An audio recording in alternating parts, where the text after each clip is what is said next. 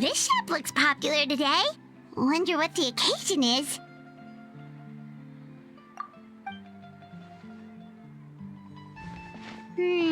Butterfly Dew Cosmetics now on sale. Huh, looks like it. Oh, Sigewinne's here too! Hey there, Sigewinne! Hello there, Traveler and Paimon. I hope you're keeping yourselves fit and healthy. You bet we are! So anyway, what are you doing here, Sigewinne? The Duke insists I take regular vacations in the Court of Fontaine. This one just so happened to coincide with a promotion for a new skincare product, so I came over to take a look. I like to keep up with the latest industry developments when I can, to help me with my magazine articles. Wait, you write? For a magazine? Which one? It's called Beautés en Fleur, and it's run by the Fontaine Beauty Association. I've done lots of articles about skincare for them, using the pen name Maritime Flower. Oh, wow! You're a Maritime Flower? If Paimon's not mistaken, you're one of the leading figures in the Fontaine Beauty Association! What's so weird about that? Everyone loves beauty! I really like this role. The staff at cosmetic shops are always so polite. And as long as I wear a big smile on my face, I always get the best customer service. Well, they sure don't want to make an enemy of the Maritime Flower. Obviously, it's because of Sigewinne's love for beauty. Still a leader of the Beauty Association? That's incredible. The truth is, I study this field because I cherish my own appearance. It has nothing to do with being beautiful or not. Oh, the words of a master beautician defy comprehension! Oh, wait, you're saying that natural beauty is the highest form of beauty, right? Not really. Actually, Melusine aesthetics are very different from human ones. We don't view humans based on their appearance. If I had to describe our approach, I'd say it's based on cuteness. Oh, really? Yep. Still, I really value my current appearance, and in the process of taking care of it, I've ended up learning quite a lot about skincare and stuff. It turns out, my knowledge and experience is pretty popular with beauty product lovers. It came as a big surprise to me, though. Oh, Paimon gets it now. But speaking of your appearance, how come you look human anyway? Are you like only half Melusine? Ooh, wait, sorry. That was probably really offensive, wasn't it? No, I don't mind. I'm not mixed, though. I made a decision to turn myself into this form a very long time ago. If you're interested, I could tell you the story. A shape-shifting story? Oh, heck yeah, of course we're interested! Once upon a time, long ago, humans rejected Melusines, and Melusines feared humans. There was one Melusine who became fascinated with human medicine, but no human wanted her help. And there was one girl who liked Melusines, so no humans would make friends with her. So, the Melusine became the girl's friend, and the girl became the Melusine's patient. Your checkup's all done. You're still in perfect health. Thank you, Dr. Melusine. In this game of doctor and patient, a friendship was born. Then, one day, the girl fell ill. The Melusine was the only doctor to arrive on time, but the adults sent her away. Scram! Melusines can't be trusted! So just because I'm not human, I can't save my best friend? In desperation, the Melusine approached the frightening witch. She begged and begged until she got a reply. If you take this potion, concocted of sin, you will gain a human face and grow human limbs. But then, you will lose everything that attracted this friend of yours to you in the first place. Can you accept that? The Melusine did not hesitate for very long.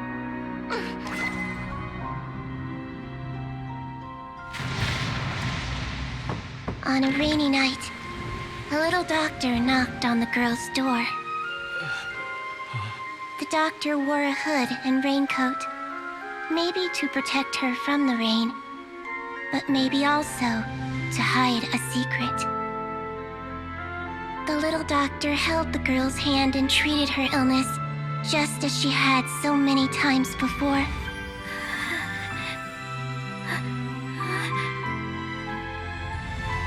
Dawn came, and the little girl's condition improved. But the little doctor was long gone, for she knew her friend would never recognize her again. And so, since then, I've lived my life in human form. Most people who know me just think I was born this way. Ooh. A witch? A potion? Why does this sound like a fairy tale? Trust me, it's a true story. Must be the way you told it then. It just sounds so... Yeah, not every Melusine would take human form to save their human friend. That must have been a huge decision. Treating patients is a doctor's duty. We must always find a way, even when the going gets tough. Ugh. It's so crazy that they turned you away just because you were a Melusine, especially when their daughter was so sick. Well, sometimes appearance can be a real barrier. But that was a long time ago. I like how I look now anyway. Paimon too! You're super cute this way. Attention customers! Thank you all for waiting. Now, on behalf of our skincare partner, I'm delighted to announce that our exciting new product is now officially on sale. Well, there we go. Let's have a look, shall we? Oh, Paimon, if you want to buy any skincare products, I'll be happy to give you some suggestions. Really? Personal advice right from a leader of the Fontaine Beauty Association? What an honor! Allow me to introduce our newest skin lotion, Butterfly Dew. I'm sure many of you have already read about this product's trials in the newspapers. To say that it improves skin quality is an understatement. This product gets its name from the way it transforms your skin and makes it glow anew, like a butterfly emerging from its chrysalis and spreading its wings for the first time. We are thrilled to have the inventor of this fantastic product with us here today. Please welcome Mr. Rawat, a researcher from the Fontaine Research Institute. Now, without further ado, I'll hand over to Mr. Rawat to tell you all about what Butterfly Dew can do for you. Thank you. Hello, everyone. I'm Rawat, and I developed Butterfly Dew. Wow, what a looker. He's a researcher? Wow, he's really challenging the stereotype. It seems that everyone is surprised by my entrance. Or should I say, my appearance. I'm well aware that researchers are generally better known for their brains than their dashing good looks. In that regard, I do believe I break the mold somewhat. Of course, appearance is a skin-deep way of defining a person. And yet one's appearance can be a very real set of shackles, holding a person back in their life. It can rob a young person of their self-confidence when applying for a job, dissuade a young lady from approaching the one she loves. Our actions are at the mercy of our appearance, and we slowly become the very person that the outside world sees us as. But what if I told you that those shackles can be broken? If our appearance prevents us from changing, then let us first change our appearance itself. Wash away moles, birthmarks, and wrinkles, and they can no longer rob us of our confidence. Replace them with luster and radiance, and we shall never again hang our heads in shame. That is why Butterfly Dew exists. Its mission is to allow us to shed our pupae, undergo a complete metamorphosis, and embrace a new life. Well, whether it actually works or not, after that speech, Paimon's already sold. Mr. Rawat, could I ask if you've used this product yourself? Of course, I tried it many times while I was testing it. You can consider me a product ambassador. Wow, then it's sure to work. Still, I don't expect to convince you just by blowing my own trumpet.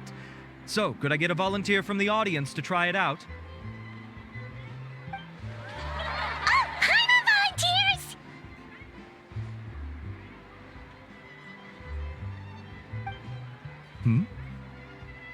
Oh!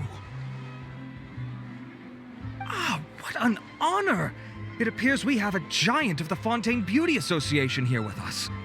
In that case, Miss Sigewinne, could we seek your most expert opinion on this product? Sure. Whoa, is that Romaritime flower? They say she's the pickiest user of skincare products in all of Fontaine. Here you go. Well, it's very kind to the skin, and the absorption rate is high. Even for Fontaine, this is a first-rate product. Wow, now that's high praise. I'll take one. Any discounts? All right. Well, all that remains for me to say is, Butterfly Dew is now on sale!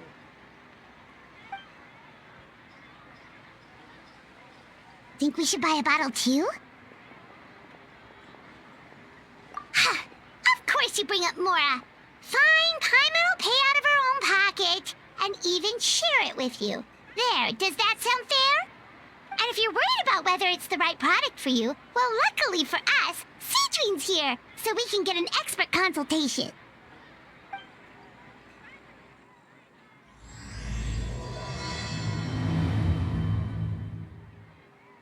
It's an honor to receive such high praise from you. To be honest, I was also hoping you might be able to point out some flaws in the product so I can keep improving it. With most skincare products, the pros and cons only become apparent with long-term use. Oh yeah, this one has instant benefits, improving skin quality without any obvious side effects. It's one of a kind. Don't worry though, I plan to keep using it, and I'll publish regular reviews in Beauté Sans Fleur. You can read my thoughts there. All you need to do is subscribe. Oh, I was hoping for a more casual conversation, but you are a beauty association leader after all. I understand if you want to keep this professional. Sigewinne! Oh, excuse us, Miss Beauty Expert, but do you think this product is a good choice for me and her? Wait, are you the renowned traveler? That's right, and by her side, the equally famous Paimon. Well, I don't normally handle customer questions personally, but since it's the traveler asking, allow me to make an exception. Butterfly Dew is made for all skin types, so no matter who you are, you can rest assured that it will be kind to your skin. If anything, it might be marginally more effective on Fontainian skin, but other than that, it works the same on everyone. Why would it work better on Fontainians? In the interests of protecting my trade secrets, I'm afraid I can't answer that, Miss Paimon. Alright then. How about a friend discount? Save yourself the trouble. I'd be greatly honored to have both of you use my product. Here, take 2 bottles for free. Yay! Paimon's private fund survives! I can see why you might think that, but please don't misunderstand. This gift is simply a token of my esteem. There's no business motivation behind it. To me, finding new customers for Butterfly Dew is about meeting kindred spirits, fellow admirers of physical beauty. I consider it a labor of love. Admirers of physical beauty? Eesh, that's embarrassing to say out loud. It sounds so shallow. It's nothing to be ashamed of, Miss Paimon. Most people claim to desire inner virtue, but it's still physical appearance that turns their heads. This is a fact of life. It's only natural for people to desire to become beautiful. and that's exactly what inspired me to choose this research direction in the first place. You're right. Everyone loves beauty, don't they? Look at the time. My apologies, but I have other things to attend to. I'll leave you with these 2 bottles of butterfly dew, and I look forward to seeing you again. Paimon, I'd say there's no need for you and the Traveler to use this product for now. Why? Is there a problem with it? The quality is fine. I just think there's room for improvement. I think I could add some ingredients to the mix to make it more effective. Really? Then why didn't you tell Rawat about that? Researchers are a very special breed of human. You can point out their flaws to their face and they won't mind very much. But if you tell them that someone else could do a better job, ooh, now that'll make them really upset. If I'd mentioned it, he probably wouldn't have given you those 2 bottles for free. Fair enough, that makes sense. If you're interested in the more effective version, I can write up a list of ingredients for you. Just come get me once you've gathered them. When you say more effective, you mean it'll make Paimon even prettier? Ooh, how can we say no? As for me, it's probably time I got back to the Fortress of Meripede. I mustn't leave the infirmary unattended for too long. Alright, see you there then!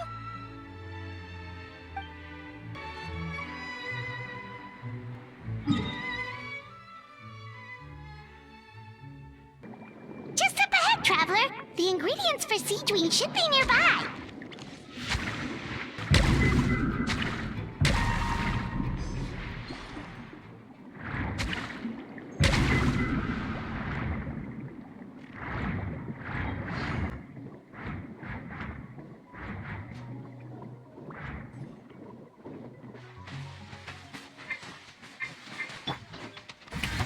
Transfixed! Great! That's everything! Let's head to the Fortress of Meripede!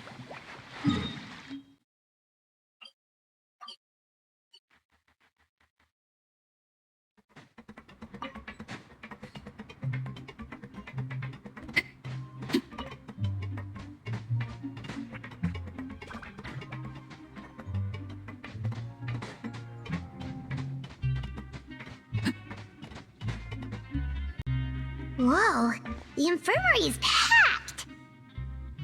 Please, you have to believe me. I saw it with my own eyes last night. Another me! He looked exactly like me. Got it? Okay. I've written down everything you told me. Now, I have a few tests to run. Take a deep breath, and don't worry.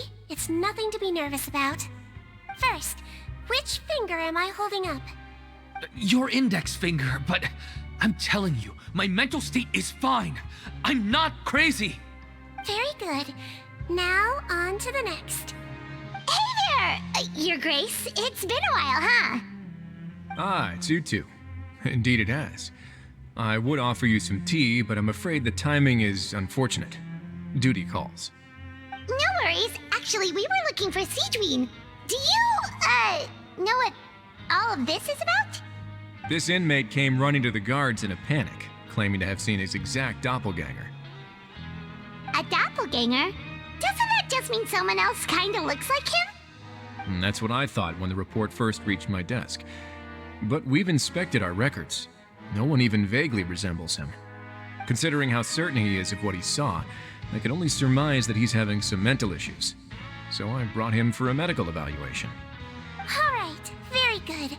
Take a sip of water and rest for a bit. Evaluation complete. I couldn't find any symptoms pointing to a physical condition. I see. So do you still believe there's more likely to be an issue with his mind than his body? I have to assume so for now. Psychological issues are more difficult to detect. At this stage, we can at least confirm that he is in command of his cognitive faculties. The rumor mill will go crazy if word of this gets out. Guards, take him to the ward for a period of observation. The Marechaussee Phantom has requested my cooperation on a case, otherwise I'd deal with this myself.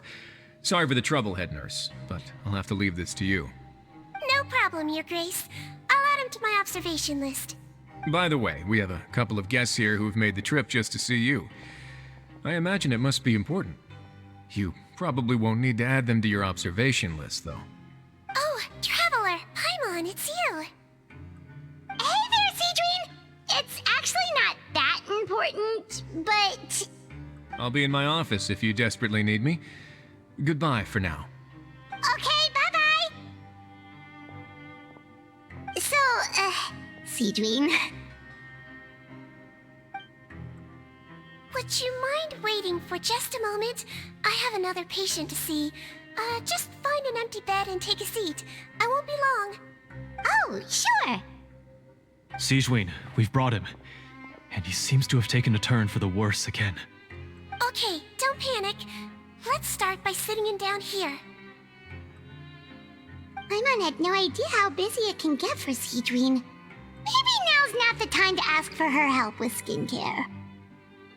Good point. Besides, it might actually be interesting to observe her at work.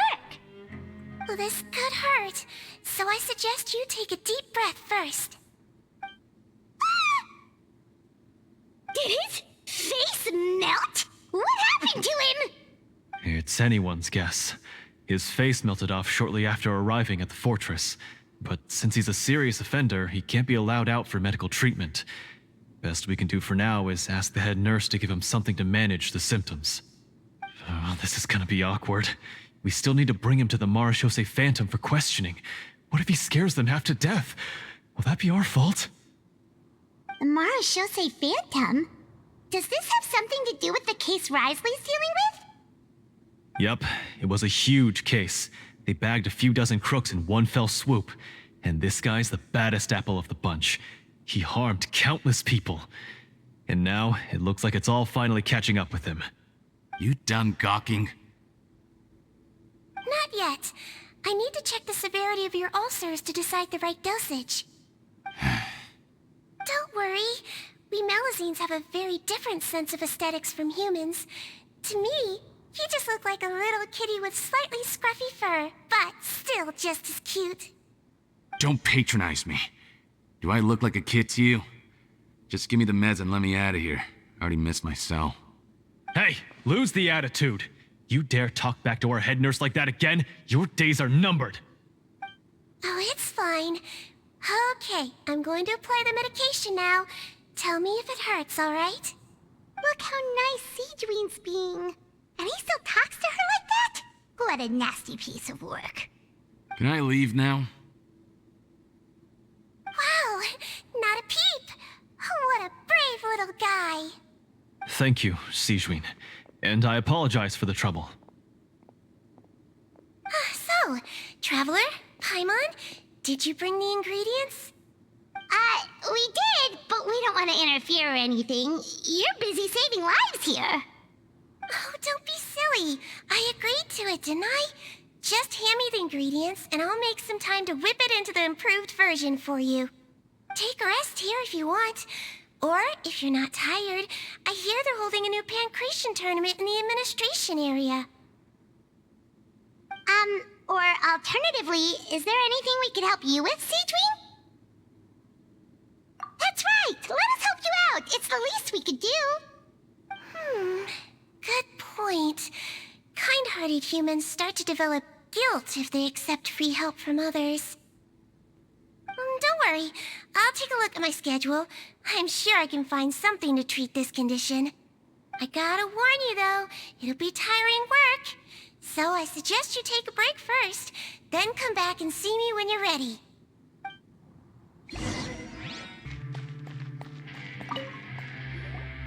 We're ready, Sigewinne! What's our first mission? I found the perfect job for the Traveler. First, I'd like you to lie down in this bed.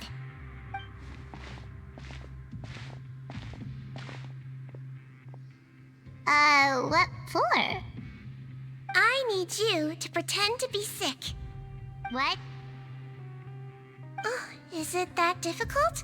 I thought you did a pretty good job last time. Oh, so you knew. I sure did. She was way more interesting than the usual malingering inmates. When you played along very well, Paimon.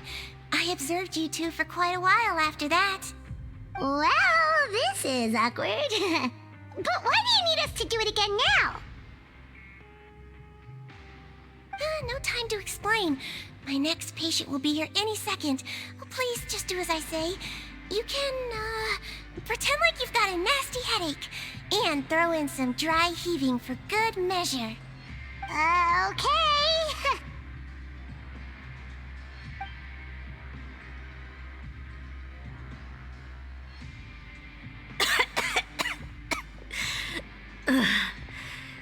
Hey, Doc, it's me. I'm only here because my mom won't stop pestering me about it. So annoying. Well, your mother has enough on her plate with a busy job. Well, the last thing she needs is to worry about you being sick as well. I know. I shouldn't treat the place like a playground. Shouldn't go swimming in the lower levels where we join up with the sea, because it'll give me a cold and distract her from her work. I thought I'd be able to have some fun here at the fortress for a few days, but it's always, don't do this and don't do that. All right, sit yourself down and I'll take your temperature. Your fever still hasn't gone down. Well, here's your medicine. 1 cup for starters, and we'll see if it helps. But Doc, it's so bitter. Do I really have to drink it? I mean, I'll be fine, right? I've got an uncle who caught a cold. His fever went away on its own after a couple days. Can't you just write me a note saying I'm on the mend? I just need something to keep my mom off my case. I sure can. You're a very brave boy, after all. Huh? Brave? What makes you say that?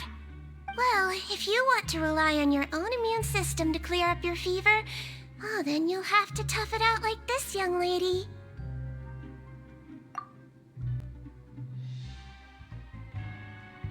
Hang in there, traveler. Are you gonna puke? Paimon can get you a paper bag. Huh? As long as you're tough enough to get through the nausea and dizziness caused by the high fever, you'll be right as rain after just a few days' rest. And if I'm not tough enough? Hey! Wake up! Wake up! Put it this way. At least you'll never have to see the doctor again, right?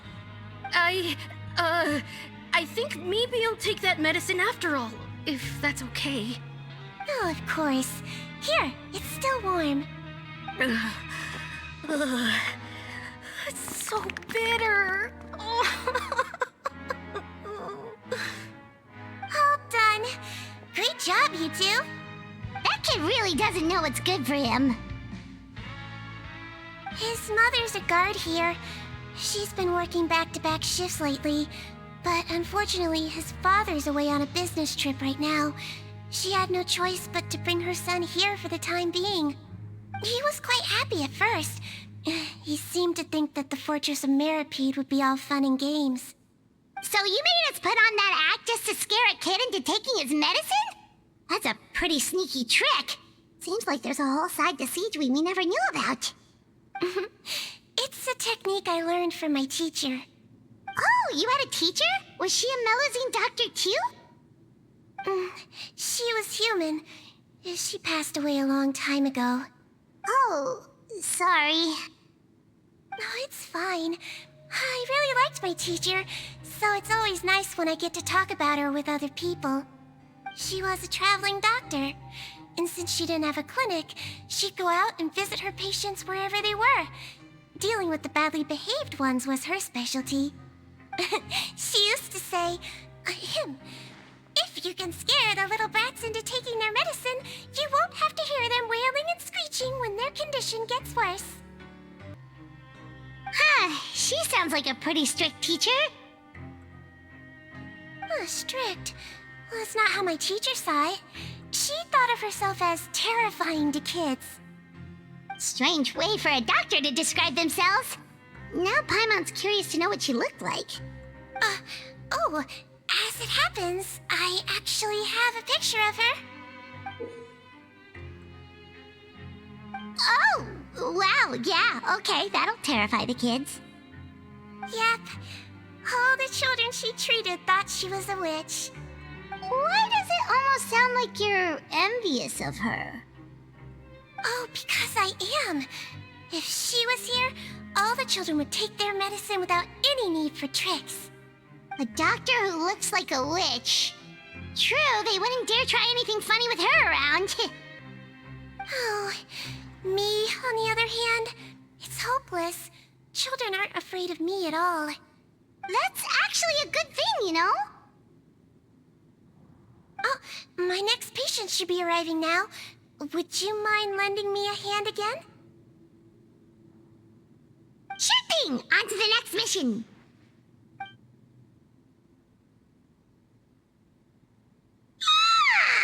Is it nighttime already?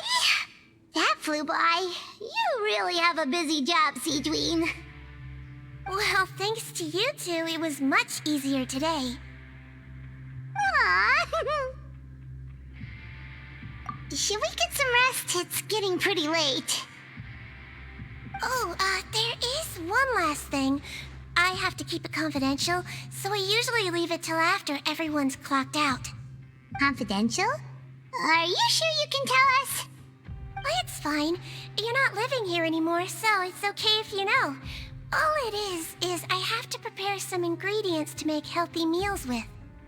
Wait, you mean those healthy meals? My patients refuse to eat any healthy meals I prepare in front of them, so I have to prep the ingredients in secret, then let the chef at the Coupon cafeteria handle the rest. Considering even the chef's version makes people uneasy, it really makes you wonder what's in it. You want to find out? I can teach you how to make it. That way, if you ever suffer from exhaustion on your future travels, you can prepare a healthy meal for yourself. It's really good for you, you know. Sure? Guess we can help out one more time.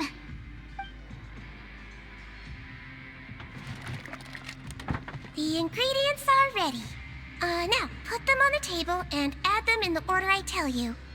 First, we add this special slime condensate, stir it thoroughly, then pour it in. Oh, see that? It adds elasticity and looks just like tasty jelly, doesn't it? Yeah, it really does. Until you remember it's slime condensate. Next up, xenochromatic crystals. You want to crush them up into a fine powder, like powdered sugar. Wait, are those from Fontimer Aberrants? Are you sure they're edible? Finally, Woo needs some high-protein meat. Frogs are an excellent choice. You just need to clean their innards, and then you're left with some lovely, tender meat. Oh! Frogs. And we're done. All that's left now is to pack them into lunchboxes and hand them to Walsey.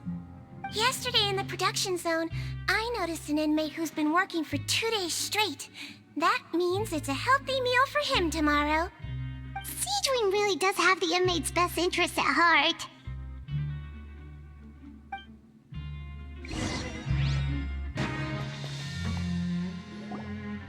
Ah, head nurse. Got some extras for me? Just the one today. The serial number's on the lid. Sounds good. I'll make sure it gets delivered.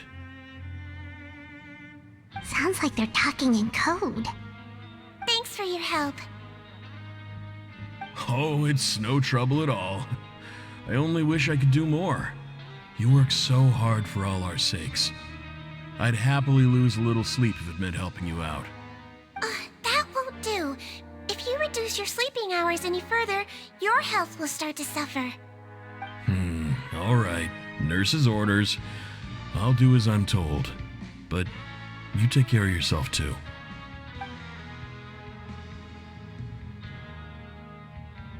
Well, I'm done with work for today. Thanks for helping out, you two. Seems like the guards and staff here have a lot of respect for you, Sigewinne. In just one day of helping you with your work, it feels like we've done a lot for the fortress. Head nurse, please, wait. I'm sorry to disturb you this late at night, but I think you'll agree this is urgent. Okay, just relax and catch your breath. What's the matter?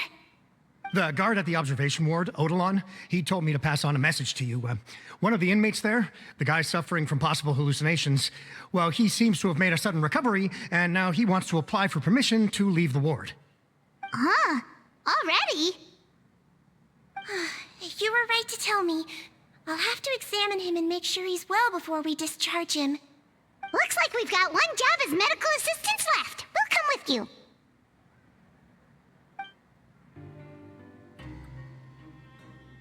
Ah, head nurse, you're finally here. I'm so sorry for all the trouble I've caused you, but I believe I've now made a full recovery. After giving it some thought, I'm sure that I was probably just seeing things. Stress-related, I imagine. I'd been working long hours, so I definitely wasn't in the best state of mind. I totally understand. Still, I have to give you an examination before I can discharge you, okay? So, take a deep breath and don't be nervous. It'll be the exact same procedure as we did this morning. We can start whenever you're ready. Again, so sorry. I was in such a state this morning, I barely recall anything.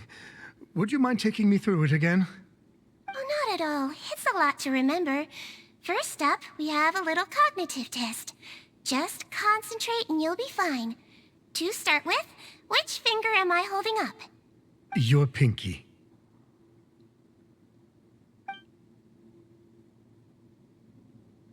All right, all indicators seem normal. So it was a stress-induced hallucination after all? Well, we've certainly had previous cases of mental illness caused by overwork, which is why I carefully observe everyone in the production zone. I wonder how I managed to miss the signs this time. Please, head nurse, you shouldn't blame yourself.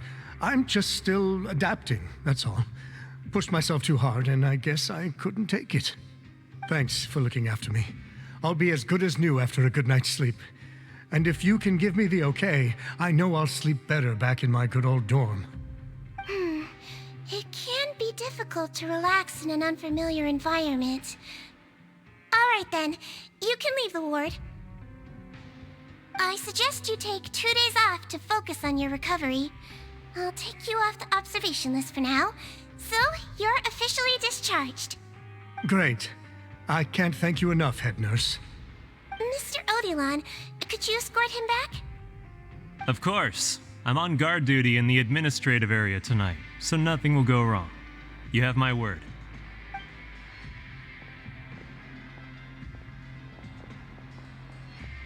Guess you're finally done for the day now, huh? Yep.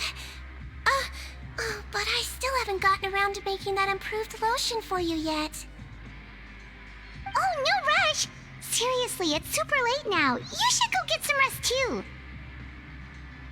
Well, tomorrow it is then. Good night, Traveler. Good night, Paimon. Hope you sleep well. Oh, don't you worry. We will. After a productive day of work, we're both gonna sleep like a log. Yeah, sleep tight, Sigewinne. See you tomorrow.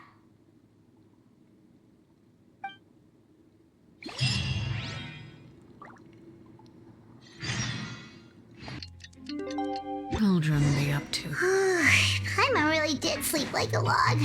Let's go find Sigewinne. Whoa, how is the infirmary even busier than yesterday?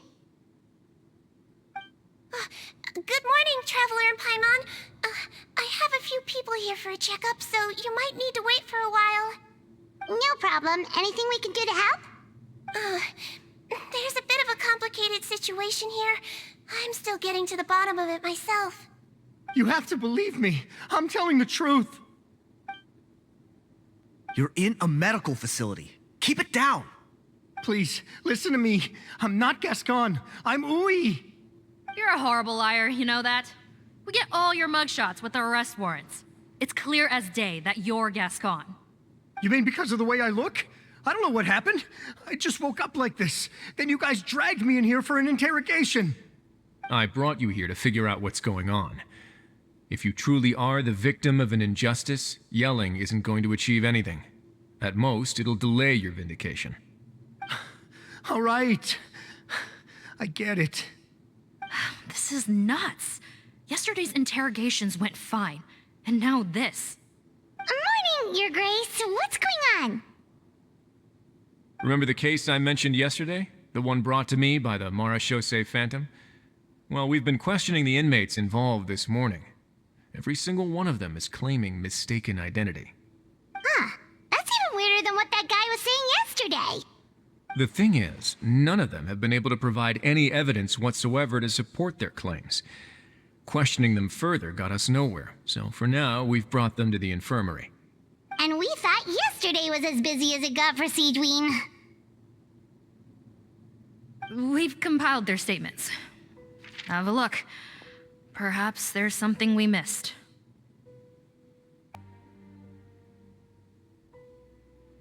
Wait. Release? Interesting. The inmates they spoke of in their statements appear to all be due for release today. I noticed that too. If that's their plan, they're underestimating us a little. Every serious offender claims that there's someone else who just so happens to be due for release today. And they're expecting us to go along with that. All the more reason to be cautious. Lumberzar, check the release list for today and make sure no one gets processed.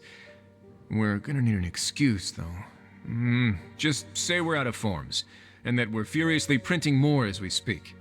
I'm on it. It's conceivable that our group of serious offenders somehow found a way to switch places with inmates who are about to be released, so they can walk out right under our noses. We did consider that possibility. But I mean, just look at them. They match the warrants, period. How could there have been a switch? Only if they're dead ringers for the inmates due for release, I suppose. I gave you that name list yesterday to assist in your investigation. Did that help? Yes, the inmates' mugshots were attached to the list. The first thing I did was check for lookalikes, and I didn't find any. The only other thing that stands out to me is that their voices sound a little different today. But it's not exactly hard to put on a fake voice. Oh, really? What does our head nurse make of all of this? Give me a moment. I think I have a way to confirm whether there's been a switch. I know, it's not time to change your dressing yet, but please bear with me. Huh? Isn't that the guy from yesterday? This should be Honore. He has very severe facial ulcers, which require an operation in the hospital at the Court of Fontaine. I authorized him to leave the fortress for medical treatment under guarded escort. Yes, like I told you. I'm not Putton. I'm Honore. So there has been a swap. Well, I can see what happened in Potton's case, but how do you explain the other inmates? You're not telling me their souls switched bodies, are you? No, I believe it was their faces that got switched. The method is a bit like replacing a tooth. Take the bad tooth out, put a false one in. And actually, I think I can prove it to you. Traveler, Paimon, do you remember Eric from the other day? Yeah, sure do. Then you can be my witnesses. To start with, please fetch the inmate who claims to be Eric.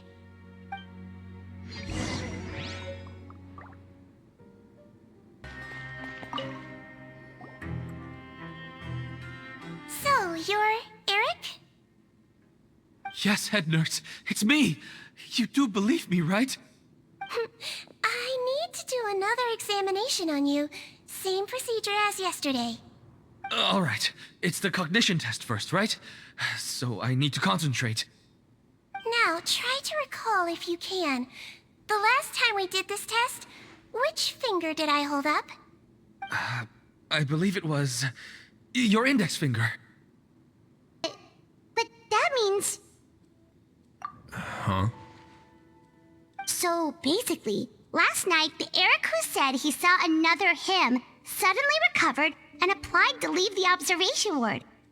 Sigewinne did another test before letting him leave, but that time, she held up her pinky finger. Huh? I don't know about any test last night. There was nothing to do in the observation ward, so I went straight to bed. Then I somehow woke up in a high-security cell. Well, in that case, there is a reasonable explanation for the strange events of the past 2 days. So, what exactly happened? The gang of serious offenders wanted to break out of prison, so they identified a group of scapegoats, namely inmates whose terms were almost up, and planned to switch appearances with them. Last night, when Odilon was on duty, they ambushed him and had one of their group switch appearances with him using their face-swapping method. That allowed them to avoid scrutiny from the other guards.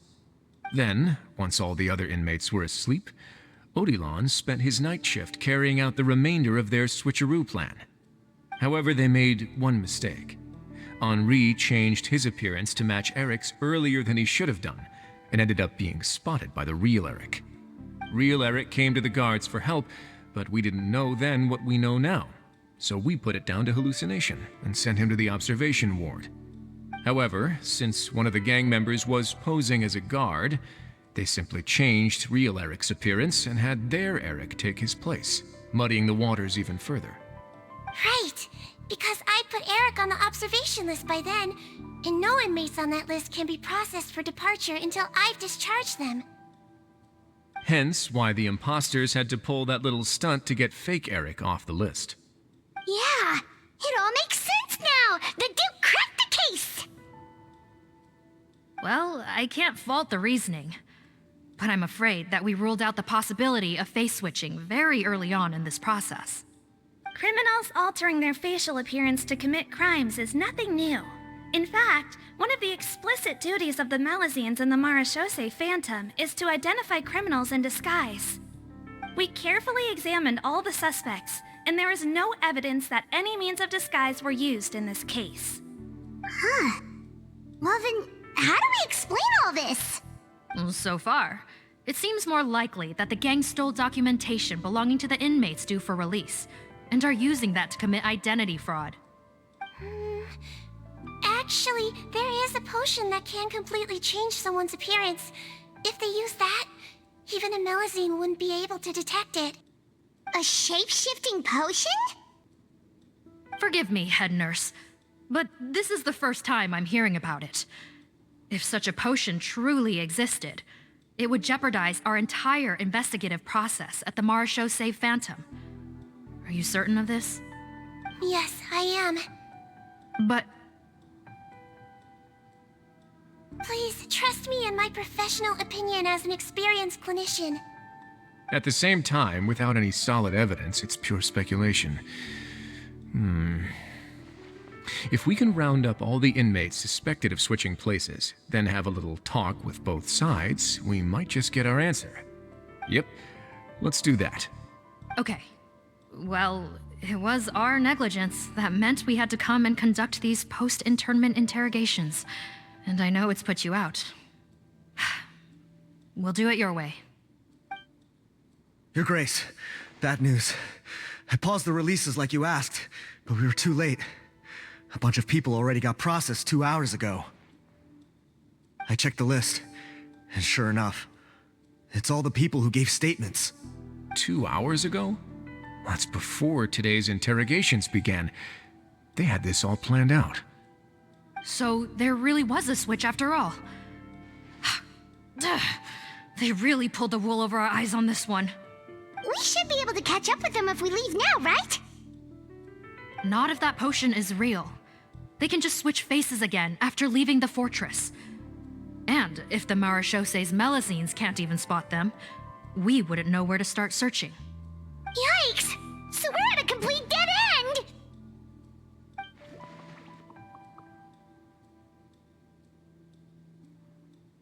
Well, technically there is one more lead we could follow up on. We were only able to arrest this gang thanks to the help of a researcher from the Fontaine Research Institute. I believe his name is Rawat. Oh? Rawat? Isn't that the handsome guy we met at that skincare promotion? Handsome? Maybe from a human point of view. I just remember that he specialized in potions. One of the crimes this gang is charged with is the manufacture and sale of illicit drugs. According to Mr. Rawat, they appear to have stolen technology he developed through his research and used it in their operation.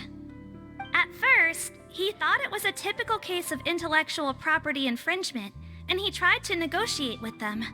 But once he discovered their criminal operation, he reported them to the authorities. Thanks to his report, we were able to swoop in and arrest them all in one go. What a hero! Bet that took courage on his part. No doubt. This is worth following up on. As the one who snitched on them, it's highly likely that Rawat will be targeted by the escapees. That aside, since he's negotiated with them in person before, there's a chance he'll have some additional information for us. Understood, Your Grace. My team and I will head to the Fontaine Research Institute right away. In the meantime, please keep an eye on the face switch victims for us. Of course.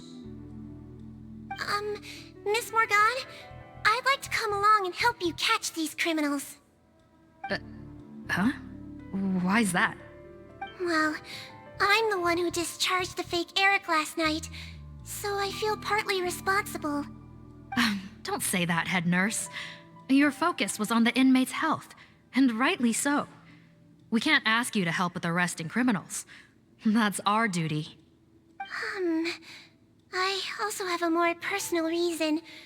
Cotton is a patient of mine, and if I don't get a new batch of medicine to him in time, his condition will get much worse. Look, head nurse, I completely understand where you're coming from. But arresting criminals is dangerous business. And if anything happened to you, none of us can afford to take on that responsibility. Don't worry, I can defend myself just fine. You say that, but still. If I may, Miss Morgan, Sigewinne is the one who raised the potion hypothesis, and I'm sure she has far more expertise on the topic than your team. My suggestion would be to bring her with you. And if you really are worried for her safety, then...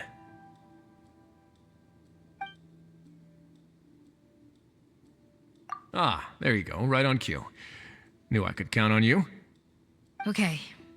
Well, since this plan has the Duke's blessing, far be it from me to refuse. We should head off immediately. Time is of the essence.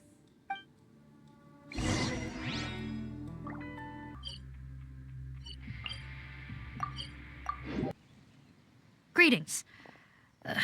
Sorry to impose, but I'm afraid we're here on urgent business, and we're gonna need you to cooperate. The Marsh is a phantom. Let me guess, you're investigating some more legal research? Not this time, no. We're looking for a researcher. Do you know where we might find Mr. Rawat? Rawat. Oh yeah, Mr. Handsome, right? He actually doesn't work on site here very often. There's a handful of researchers in the nearby area who know him pretty well, though. You can see what they know. Just a handful? Paimon figured he'd be the most popular guy around. Well, I guess you could say he's popular, at least on a superficial level. He's blessed with good looks, so he tends to make a good first impression on people.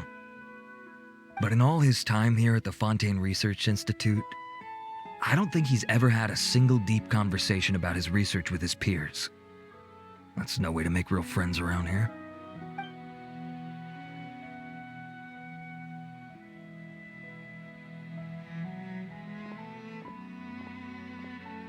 That's so weird. He definitely didn't come across like a recluse at that product promotion. I don't find that weird at all. He definitely didn't strike me as the kind of guy who's good at making friends. Really? Paimon couldn't tell. Must be a Melusine perception thing. Okay, we should talk with his acquaintances. But we also need to check the Research Institute for any clues. Let's split up. It'll save us some time. Sure thing. We'll go ask around among the other researchers with Sigewinne. Paimon's suddenly kind of curious to know what everyone really thinks of him.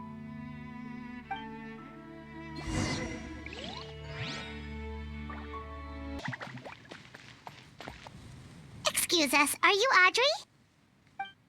That's me. What is it? Are you close friends with Rawat? We're trying to find out where he is. Close friends? You mean because I told him I had feelings for him once? I doubt I'm the first or last at the Institute to make that mistake. Why would you single me out as a close friend? I should have known, really. Men like him, they just enjoy being surrounded by fawning women. They're not interested in a serious relationship. Okay. We were just kind of wondering if you might know where we can find him. Why would I know where he's at? I barely know him, and he probably doesn't even remember me. Ugh, this is getting annoying. Shall we go ask someone else?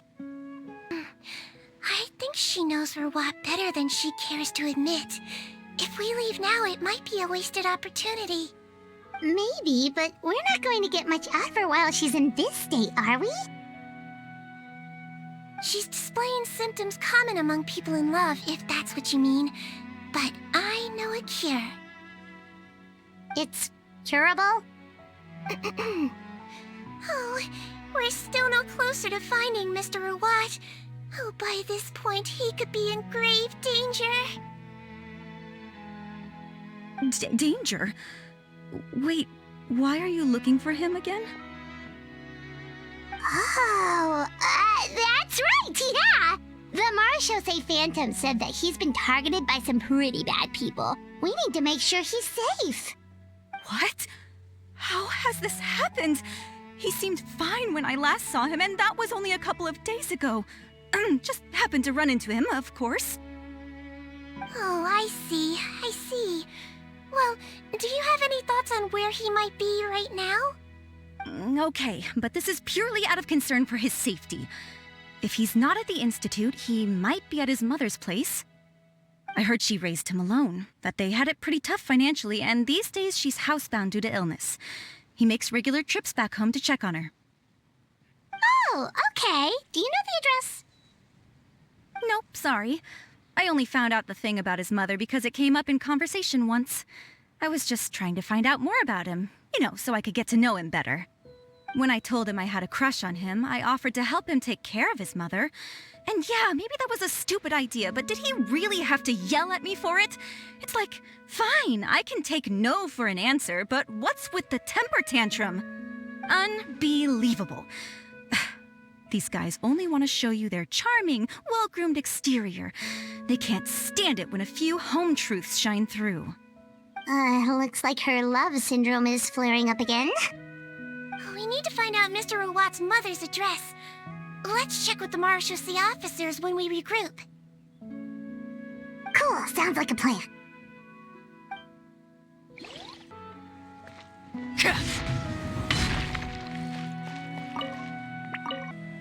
Sorry to bother you, sir, but are you Bertram? Who's asking? Just some concerned citizens helping out the Marechaussee Phantom with an investigation. We'd like to ask you about Rawat's whereabouts, if that's okay. We're told the two of you are pretty close. Not anymore, we're not. Turns out we don't see eye to eye. Oh yeah? What happened? The thing about us researchers is, most of us do what we do for some sort of higher purpose. But not Rawat. All he cared about was how to commercialize his findings. He won't even let you work with him unless you sign a confidentiality agreement first. Also, he has better control over who gets which intellectual property rights. How are you supposed to get any meaningful research done working with a guy like that? Now that I've got my own technical solution for my compressor, I don't need to work with him anymore. So that's what Rawat is really like. We'd still like to know where to find him. Is that something you can help us with? Wait, Yeah, I know you. You're the head nurse at the Fortress of Meripede. Alright, then I'm happy to help you if I can. I respect the work you do. Medicine serves the highest purpose of all the sciences. Wow, turns out Sigewinne's got some real clout. Thing is, I have no real way of knowing where he might be. I stopped working with him 2 months ago, and I've barely seen him since. But if you want my advice, I'd say go talk to the peddlers. There's a few he meets with every other day or so. Maybe they know where he's at. Peddlers? Yeah, Back when I was working with him, I noticed he met with them quite often. Wouldn't surprise me if they were involved in some shady business together, because it seemed like they went out of their way to avoid discussing anything in my presence. The little I overheard was about manufacturing and selling pharmaceutical drugs.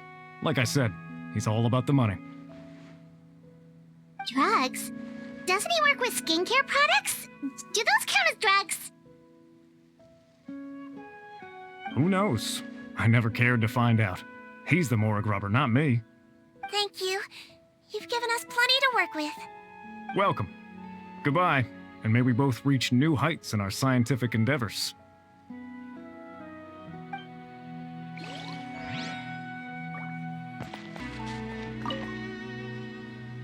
Hey there, are you in Teep? What do you want? We're here to ask about Rawat. Any idea where he might be? We were told you were pretty close with him. Close? Not sure that's the word I'd use. He wouldn't even let me use his patent. Huh? It's been a good few days since I last saw him. I don't know where he's at. Go ask someone else.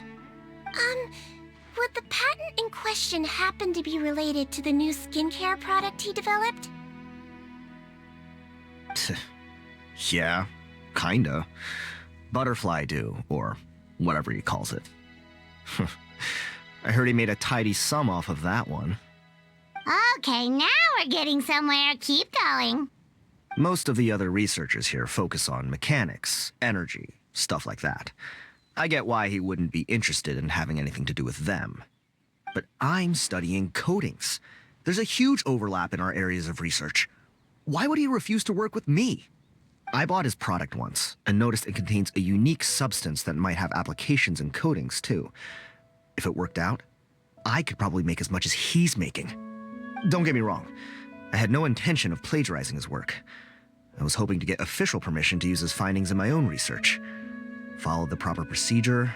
It was all above board. I would have had to pay him a license fee and everything. But despite that, he turned me down not once, not twice, but 3 times. It's like he's vehemently opposed to the idea of anyone else making the kind of money he does. Huh, so is Rawat antisocial, or is this guy just jealous? Well, it doesn't look like we're gonna get any info about Rawat's whereabouts from him. Let's go. Wait, 1 second. Mr. Antibes, next time you go shopping, you should buy some Buell fruits. Peel the skin, steep in water, then drink. It'll help calm your mood. Huh? Yeah. Thanks. Well, that's all 3 researchers. Let's head back to the meetup point.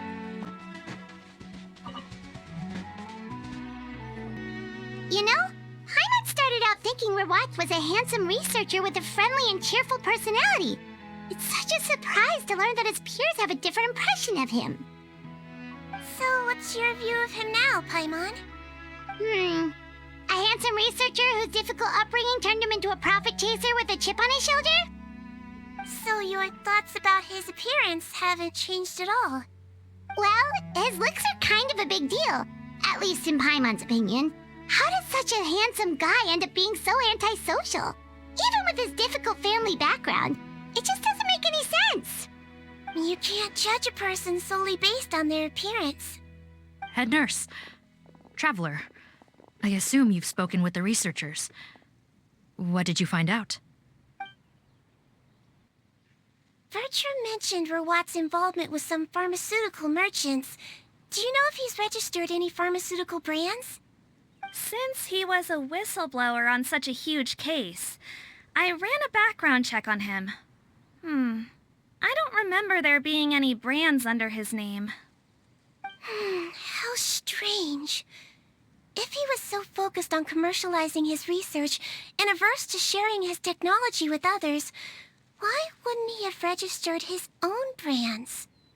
Maybe he and his business partners needed to avoid public scrutiny? You think he may have colluded with the gang? Well, the crime was manufacture and sale of drugs, and that would certainly be in his wheelhouse. We can't rule it out. Isn't that pretty unlikely, though? He was the one who blew the whistle on them! Most children who come to me with tooth decay have suffered pain for a long time already, but they'll still try to hide the fact that they eat too many sweets. Grown-ups and children aren't so different in that regard. If you say so. I saw him when he came to make his report, and I certainly didn't get the feeling that he was the type to collude with criminals. Perhaps it's more likely that they were coercing him. You mentioned that he comes from a poor family. So, it's possible that the criminals approached him asking for academic support, luring him in with the promise of riches. By the time he discovered who they really were, he was in too deep. They had leverage on him, so he was forced to keep working for them. I've seen it happen many times before. That does make a lot of sense. It would definitely explain why he was so unwilling to cooperate with his fellow researchers. No wonder he's so unsociable. He must be on edge all the time with a gang of crooks breathing down his neck. In that case, the situation could be worse than we thought.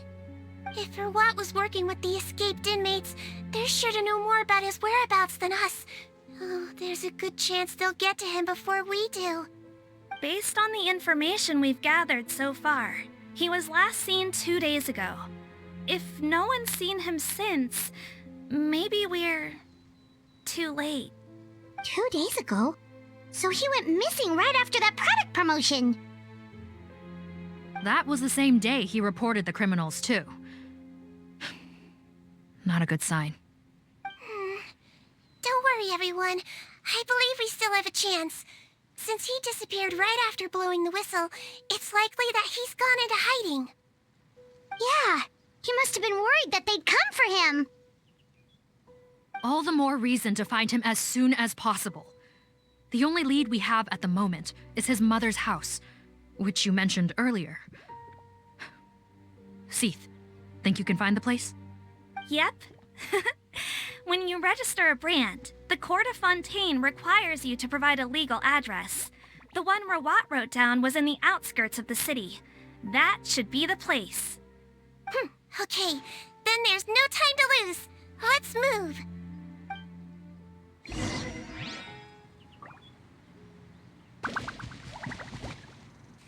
All right, this should be the house. I'm pretty sure this was the address. Okay, I'll knock.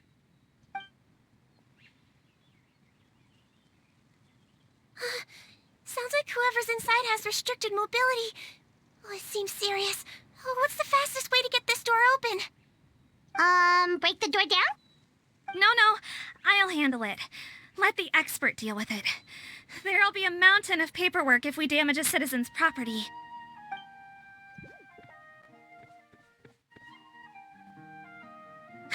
Calm down. Deep breaths. Remember your training. Control your strength. And... it's open! Seath, take a few people and lie in wait. Keep your eyes peeled for any activity around the house. The Traveler, head nurse, and I will go inside.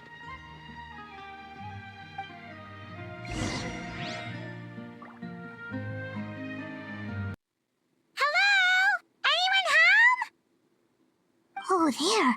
On the bed, there's an old lady. That's gotta be Rawat's mother, right? She does... We could try, but she is very ill. We mustn't force it. Well, doesn't look like Rawat's here. She's the only one we can talk to. Yep. Allow me. Hello, ma'am. Might I ask if you're Rawat's mother? We are trying to locate him.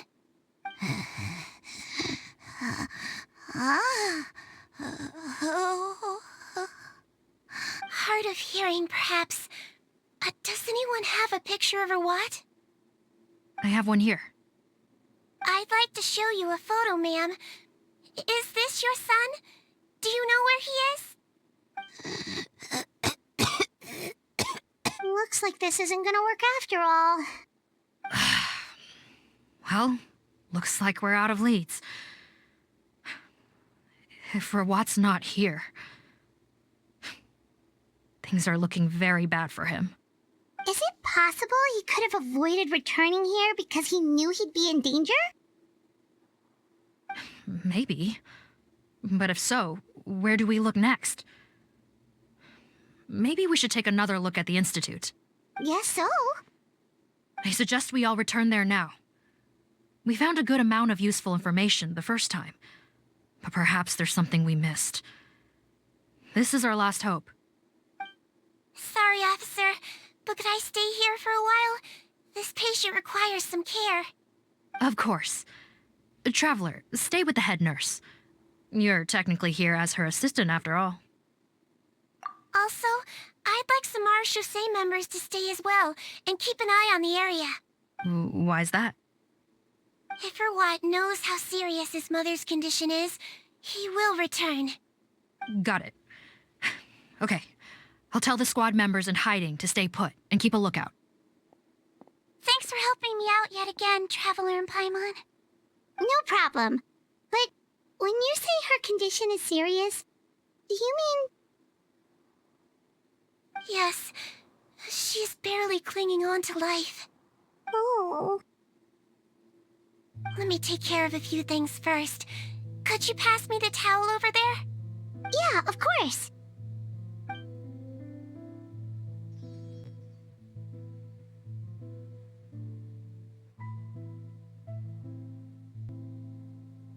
I can tell that her family has tried a lot of different treatment methods, including some very expensive medicines. Unfortunately, her condition is so multifaceted that a recovery looks all but impossible. Sigewinne, Paimon bets being a nurse must be pretty tough at times like this. Yes, it makes me a little sad. In a Melizine's eyes, a human's birth, aging, sickness, and death are as much a part of natural law as sunrise and sunset. But human medicine can defy that law to some extent. In that sense, it is a science of miracles. That is why I became fascinated with it in the first place. But it was only after I truly became a doctor that I realized miracles don't always happen. Even the greatest doctors cannot cure all diseases. Sigewinne... Well, don't worry about me, Paimon. A doctor's duty is not to cure all diseases, but to treat whatever ailments they can. At the very least, I can lower her fever. That way she'll suffer less, and she might even be able to see her son. Yeah, all the more reason to find Rawat as soon as possible, even if we don't catch those crooks.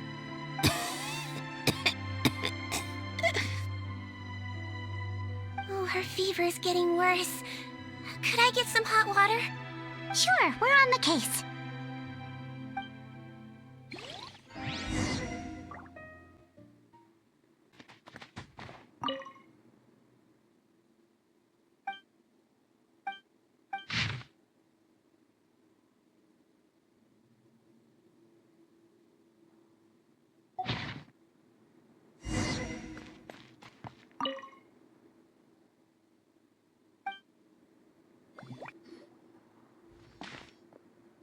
Found the hot water?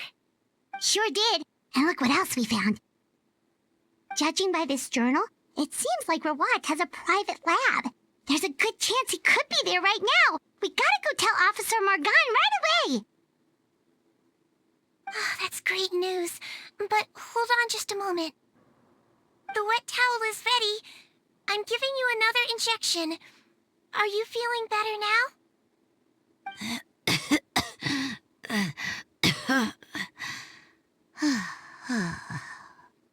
It's all right. We'll go bring him back. Please hang in there. Thank you.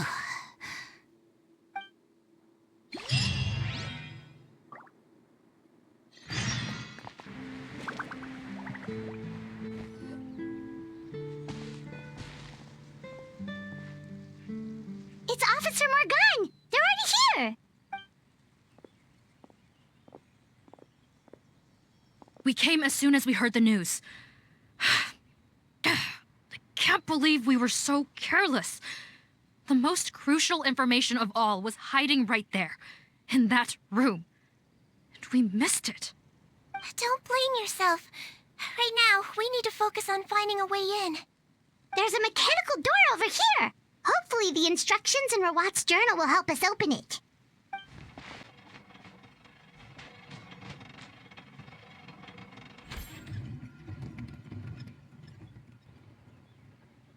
It's open. Let's go in.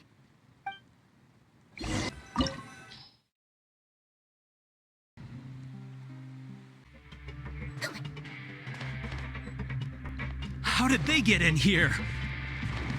Captain, up ahead! Those look like our fugitives! They found this place too? Don't let any of them escape! Yeah. The wrong test subject.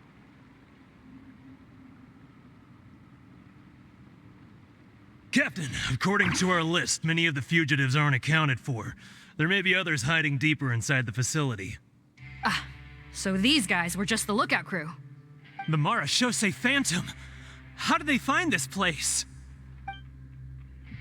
Wait, it's that guard from the fortress.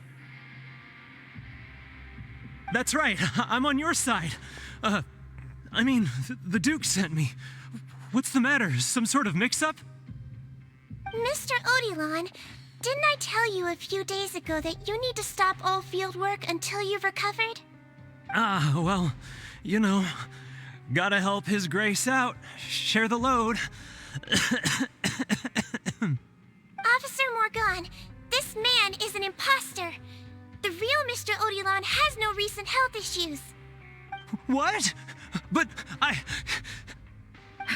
Looks like the head nurse was right about the face-swapping method. Arrest them all!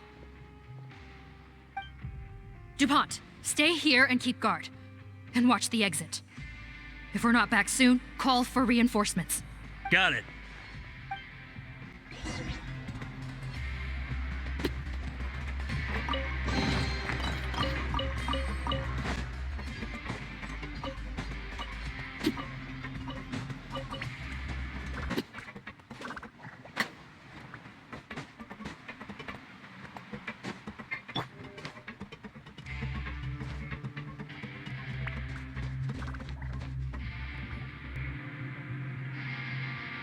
So many jars. Was this some sort of production facility? This scent, it's probably the ingredients used to make butterfly dew.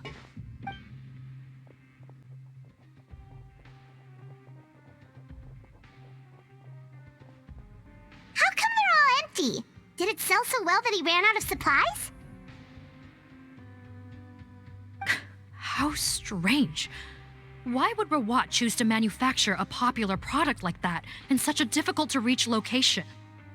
Given our suspicion that he may have been coerced into the illegal drug trade, I would have thought that any production facility we find here would be used for illicit purposes. Perhaps butterfly dew is itself an illegal drug. Do you have any evidence for that claim? No, just a guess. We need to find Rawat as soon as possible. He has all the answers we need. Understood. Well, let's not linger here. Let's go. Come on.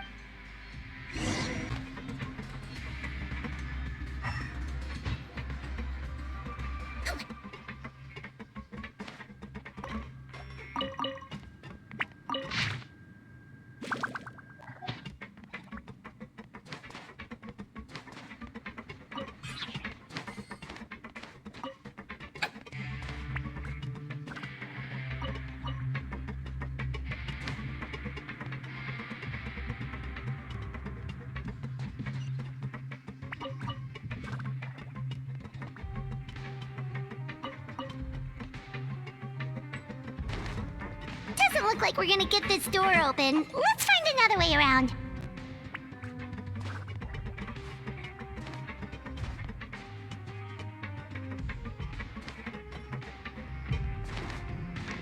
This one's closed too.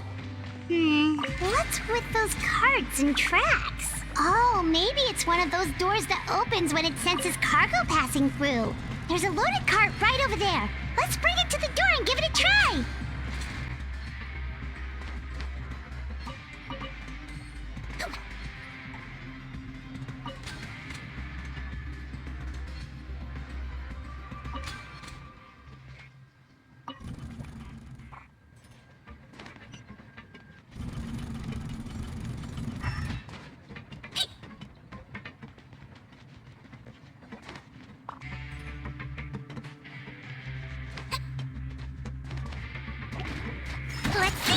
You might feel a little prick.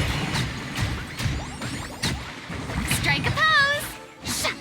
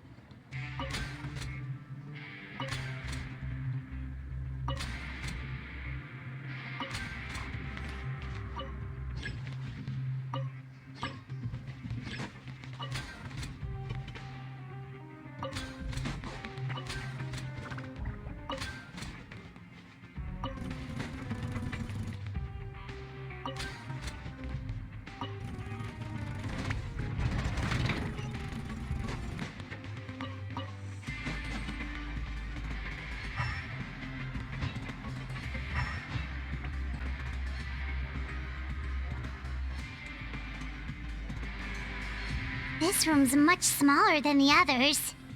Judging by the implements on the table, this looks like a potion-making lab. Head nurse! Over here.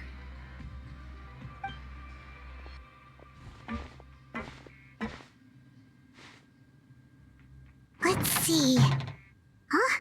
Robot's clothes. Why would he change here? Perhaps they stripped him down, left the clothes behind, and disposed of him somewhere else? Yikes, Sigewinne, where did that come from? Oh, what a tragic way to go. Especially with such a bright future ahead of him. There's a path leading further on, Officer Morgan. Let's keep up the pace.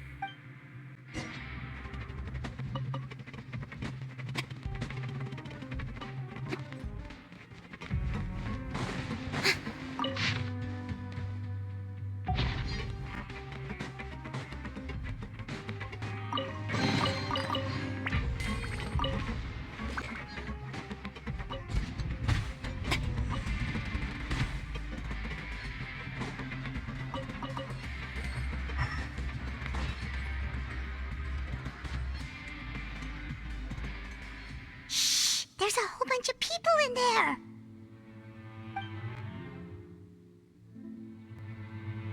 Are you serious? You're telling us that within a day, our faces are going to rot like yours? Fontanian physiology changed dramatically after that great flood, and it's not as compatible with this face-changing solution as before. The side effects are as you can see. Why didn't you say anything before we all used it? Look, my plan got y'all out of prison, didn't it? You'd have much bigger problems to worry about right now if the Marshal Say Phantom found out about your other crimes. Consider an ugly mug getting off lightly. Ugh. You're just lucky we didn't leave you in there after you disappeared on us with no warning. We only let it slide because we're former partners. And now you have the gall to pull a stunt like this? Partners? Make no mistake, each of us is only looking out for himself. If you place too much trust in others, well, I'm afraid that's your problem. You hid things from me too. Remember how you each had a spare potion? You kept quiet about it until we planned the prison break? Oh, and you didn't have a secret spare? Then do you want to explain how you melted your face off before all this? Guys, that's enough. Calm down. It is what it is. Arguing won't change anything. What's the plan, Parton? I'm assuming you brought us here for a reason? There is no plan. We followed him here on the promise of more juice, but it turns out there ain't a drop here.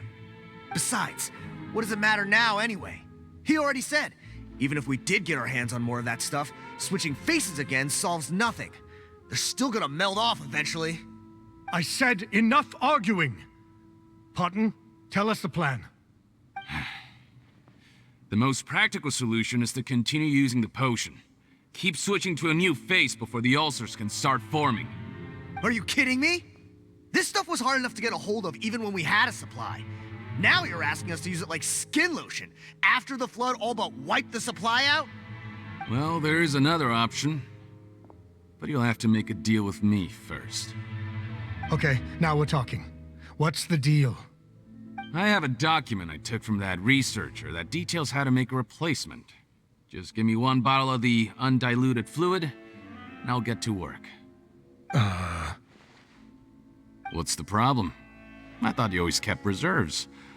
Or do you really just have one spare bottle each? What do you think? That we were shipping them into the fortress of Meripede by the basket load? Well then, say hello to never showing your marred faces in public again. Ugh, I've heard enough! Get him! Let's see if that document even exists! Freeze! Marshal, say Phantom! What? Who let them in? Officer Morgan, before anything else, please find out Rawat's status. What? I don't see him. Hand over the hostage now, if you want any chance of avoiding an extension to your sentences. Spare us your condescending attempts to coax us back to our cells. You think we're looking to negotiate? Rawat is dead. Pardon? Arrest them all! Don't let anyone get away!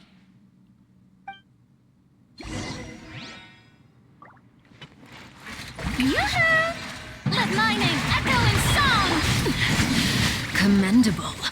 Huh, gotta say, I never expected to see the head nurse in combat. Some patients respond better to a more aggressive treatment plan. Did we get everyone? Captain, we finished the head count. Potten's missing. Over there! The door's closing!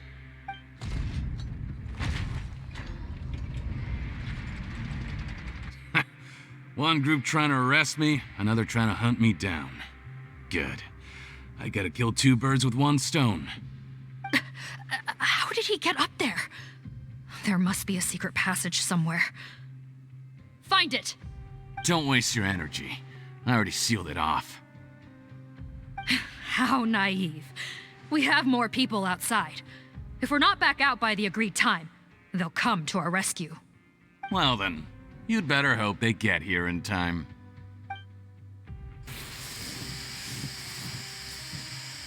There's some kind of gas leaking from the pipes. Be careful, it's poisonous. This is our distribution center, where we store the product derived from our source solution. We had to use special fire prevention methods to prevent contamination. The pipe network here was designed to emit a gas for firefighting.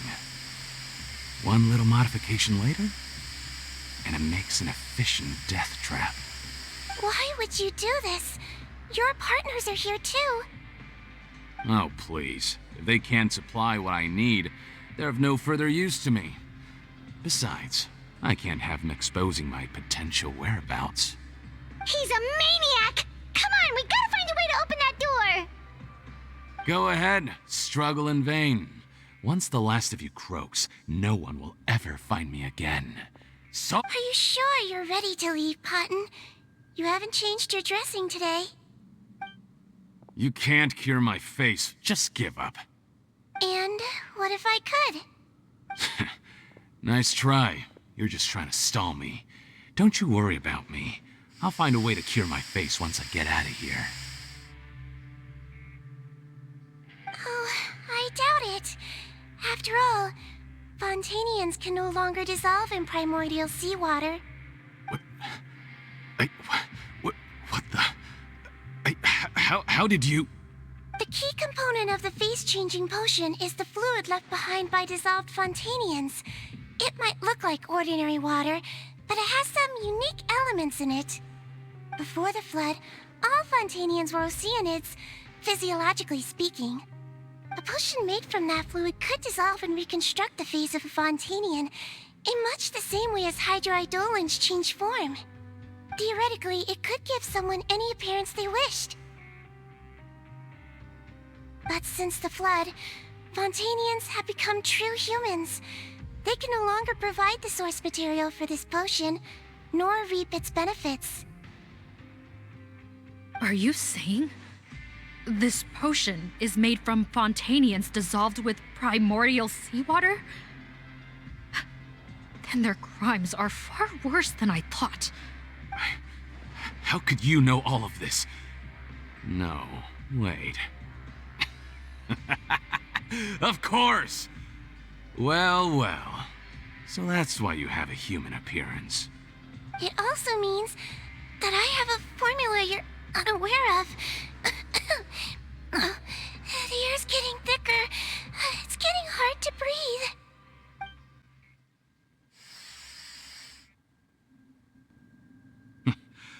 I might get to make a deal today after all.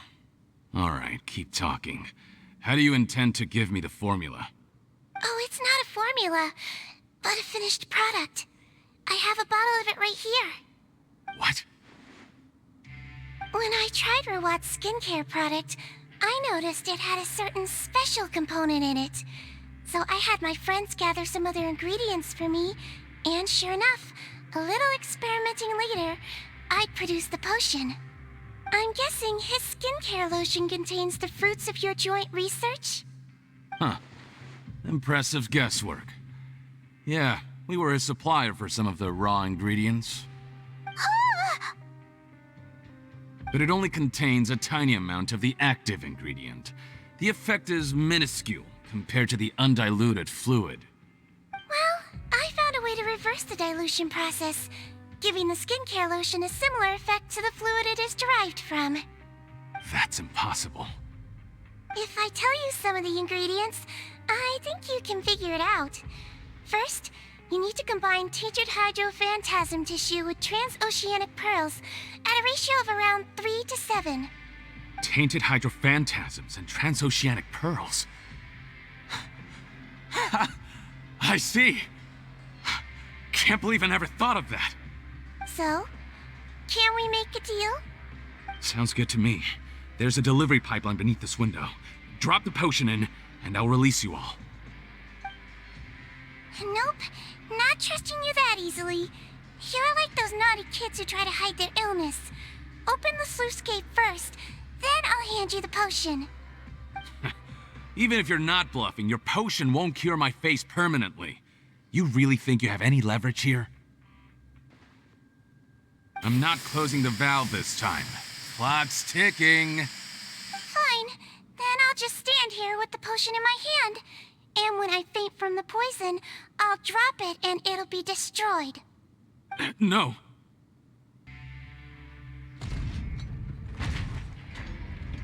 It's open! Disable that sluice gate! Jam it! Don't let it close again! That's more like it.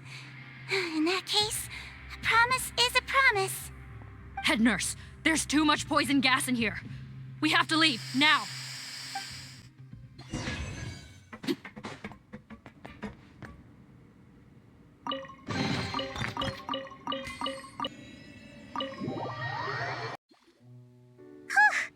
That was too close. That button is a real nasty piece of work. Oh, don't be too quick to sit down. Moving around a little will help relieve the soreness. Same goes for you, Traveler. Oh, but Paimon, you should be fine, right? Flying fast is pretty tiring too, actually. Anyway, that's not important right now. Paimon's still shocked to learn that there's a whole criminal operation going on behind that skincare lotion. Shame I ended up giving the improved version to Potton after finally making it for you. I'll make you some more, I promise. No, please don't. Paimon doesn't want to use that stuff anymore. Still, it was a pretty good job that Paimon wanted to buy some in the first place, huh? It ended up saving everyone's lives. That's gotta count for something. Yeah, Paimon was just kidding. Head nurse, I've done a final head count of our team and the criminals. Everyone's here and doing fine. We're ready. It's a shame that we didn't find Rawat. At this point, I'm afraid he's probably deceased. What a horrible bunch. Especially that Potton guy. If he hadn't made good on that deal, we'd all be dead because of him. No, we wouldn't. I always keep a whole bunch of antidotes on me for emergencies, and one of them neutralizes that poison gas. We'd have been fine, even if you hadn't opened the gate. What? Then why did you give him the potion? If this is true, I must concur. Sorry to be blunt, but I think you made a bad decision by handing him that bottle. If he changes his appearance and flees Fontaine, it's unlikely that we'll ever find him, no matter how cooperative his accomplices are when we question them. No, you don't understand. I gave him the potion precisely so we could be sure where he'll go next. What do you mean? We gotta hurry. She won't last much longer.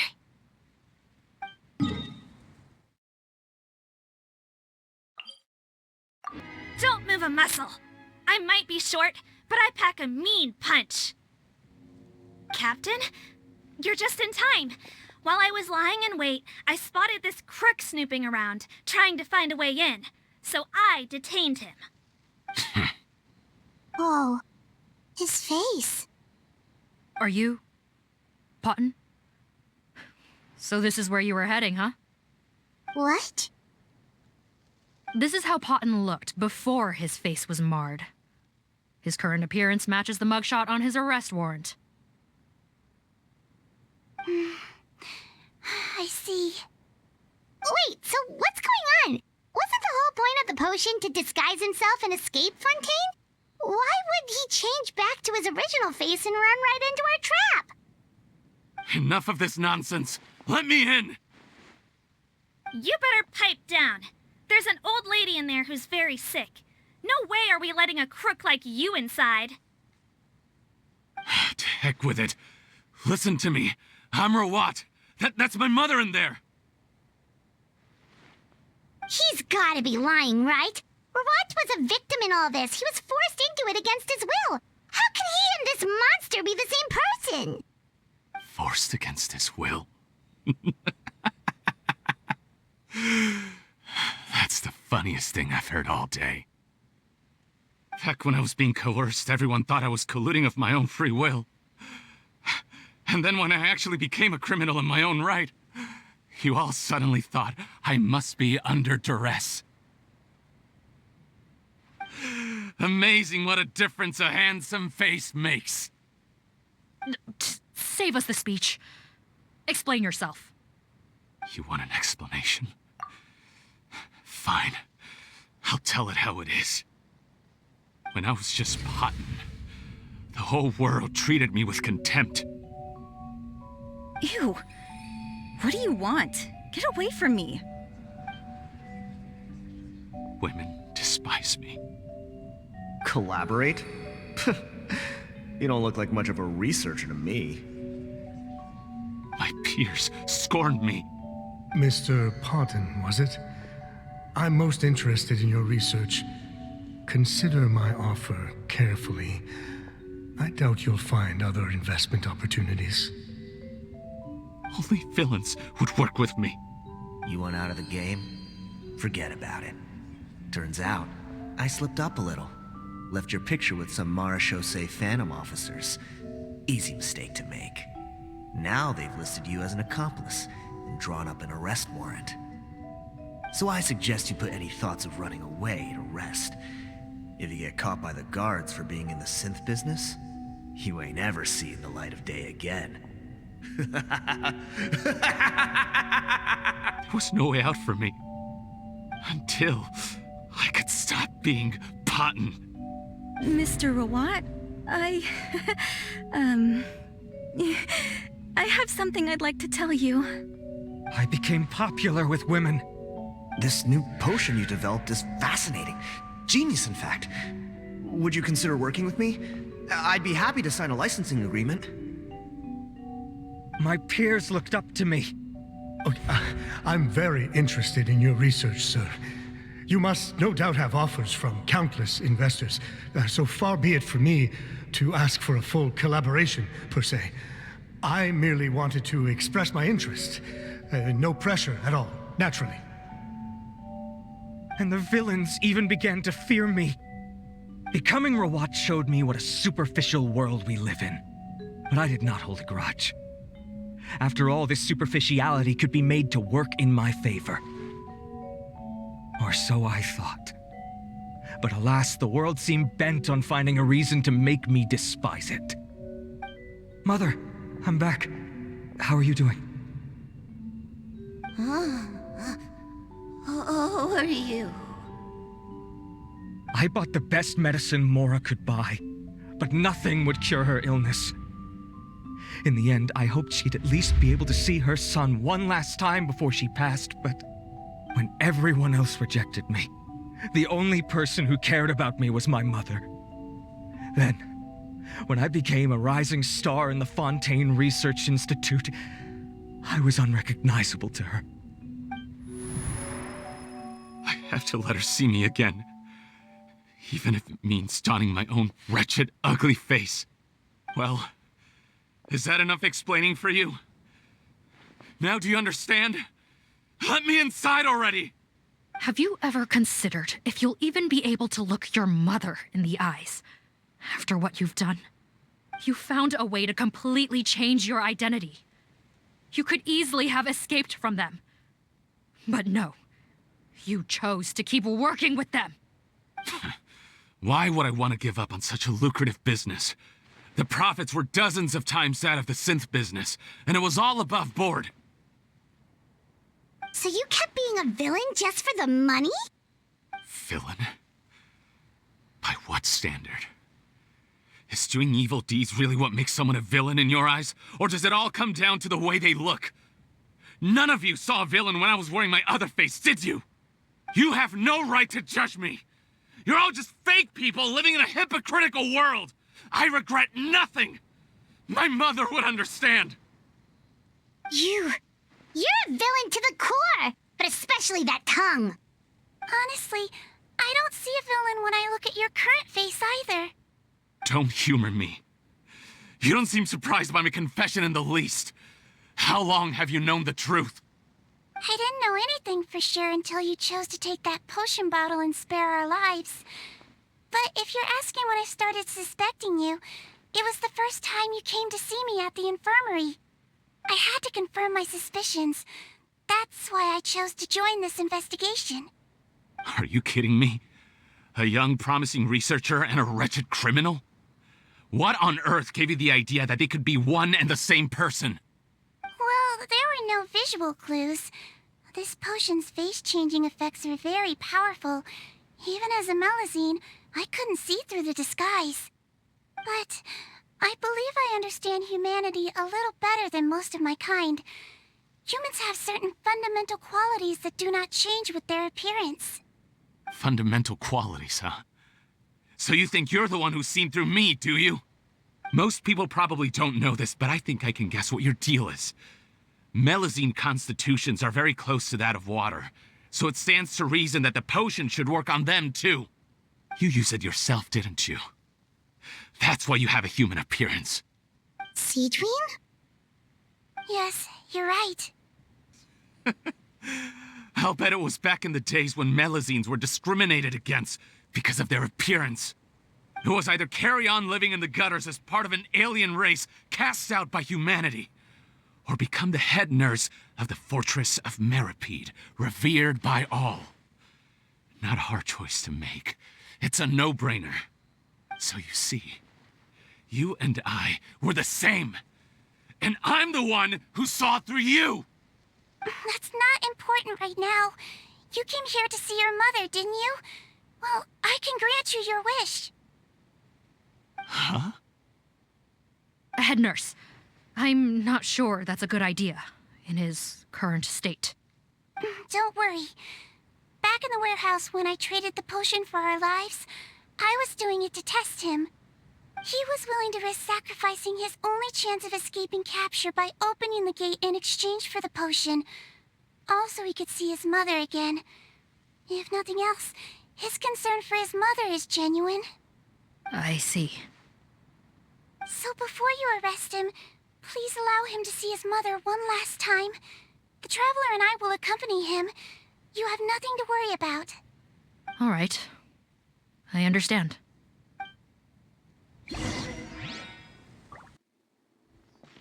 Mom? It's me, Potton, your son. You recognize me now, don't you? Mom, what's wrong? I'm sorry, but I have some bad news. I examined your mother last time we were here, and it appears that due to her prolonged fever, she's lost her eyesight. What? Your appearance no longer has any bearing on her ability to recognize you. But there are always other ways to remind our loved ones who we are.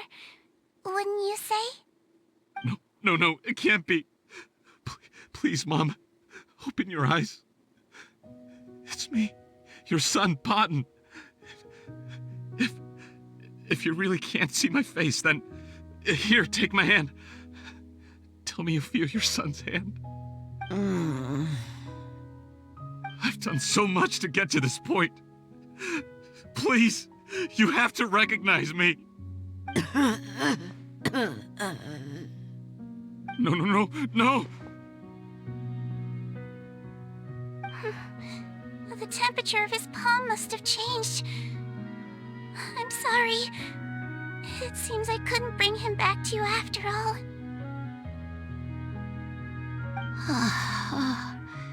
It's you.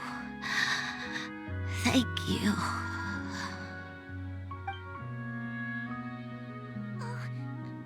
Of course. Mom, why will you answer her and not me? Why? No more questions, Potton. She's gone. Mom?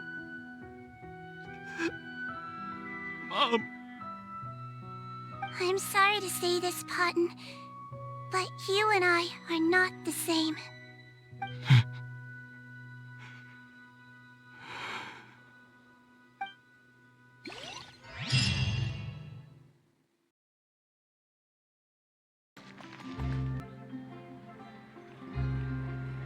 The wait is over, everyone!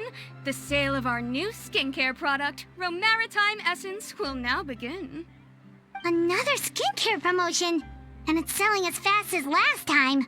Wonder what people would think if they knew what was in the last batch. Oh, Sigewinne's here too! Hey, Sigewinne! Oh, Traveler Paimon, hello! Oh, I hope you two got a good rest yesterday after all your hard work. Of course! Nurse's orders, right? Anyway, are you here to take notes for your next article? Actually, I'm mostly here to help Officer Morgan wrap up yesterday's case. Ah, that reminds Paimon. That stuff sold like crazy, didn't it? Is it gonna cause huge problems? Nope, there's nothing to worry about. Unless modified, Butterfly Dew is an excellent skincare product that's completely safe to use. Besides, officers have already retrieved all Butterfly Dew purchased on the market. Now it's just a matter of disposal. After consulting Monsieur Nervulette, I came up with a way to neutralize any harmful effects, so it'll evaporate naturally without polluting water or soil. Wow, it's Sigewinne to the rescue again! Thank you for serving as our consultant, head nurse. All the butterfly dew we recovered has been disposed of, according to your instructions. Great! Good job, everyone! Also, you mentioned you wanted a copy of Watt's interrogation records. Well, technically, Potton's records. Anyway, I have them with me. Here. After he saw his mother for the last time, it was like all his mental defenses came crashing down. He put up no resistance during the interrogation, and answered all our questions. We learned a lot. Apparently, the formula was something he discovered by chance while helping the criminal gang produce synth. Later, he came up with the idea to dilute it and use the resulting substance as a skincare product. Their supplier was Vache, but you could also argue that they were the ones doing him a favor. His operation helped Vache's gang dispose of an enormous amount of evidence. It made for a seamless collaboration. One man's trash was another man's treasure, and there were no loose ends. It's no wonder we never noticed what Potton's gang was up to. Vache again, huh? Is there still no end to the harm he caused? Make no mistake. The crimes of Vache and his accomplices will come to an end. It's only a matter of time.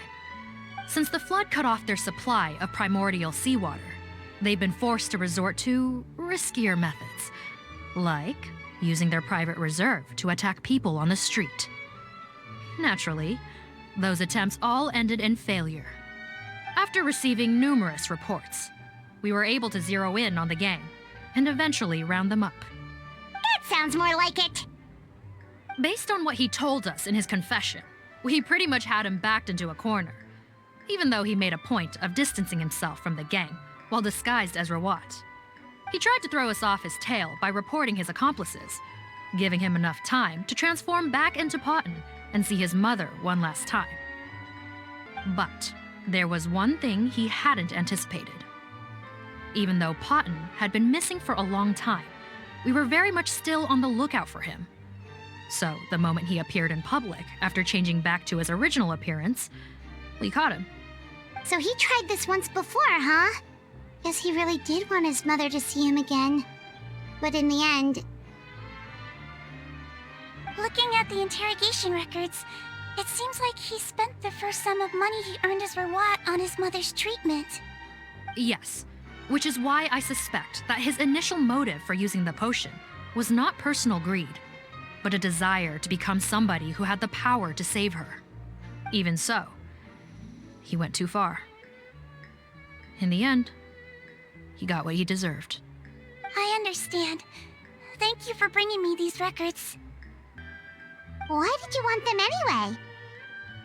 Potton was one of my patients, so I need to put together a medical file for him. My teacher always stressed that a person's life experiences are just as important to their file as their medical history. Why are you still treating him like your patient? Isn't he kind of beyond redemption now? That may be true, but a patient is a patient, regardless of the choices that bring them to my care.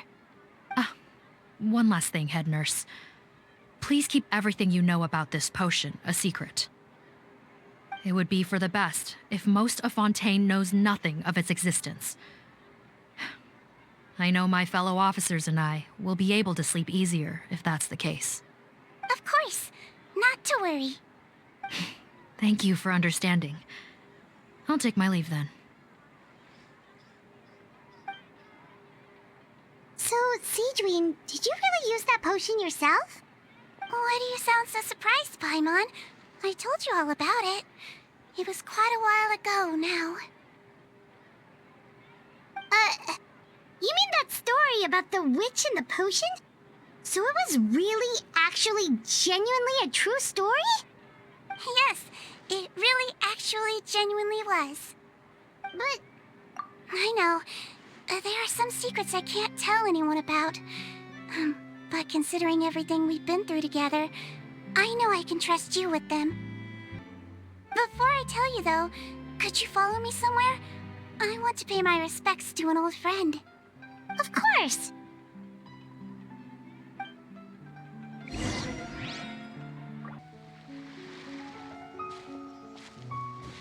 Huh. Nervalette and Risley, they're here too!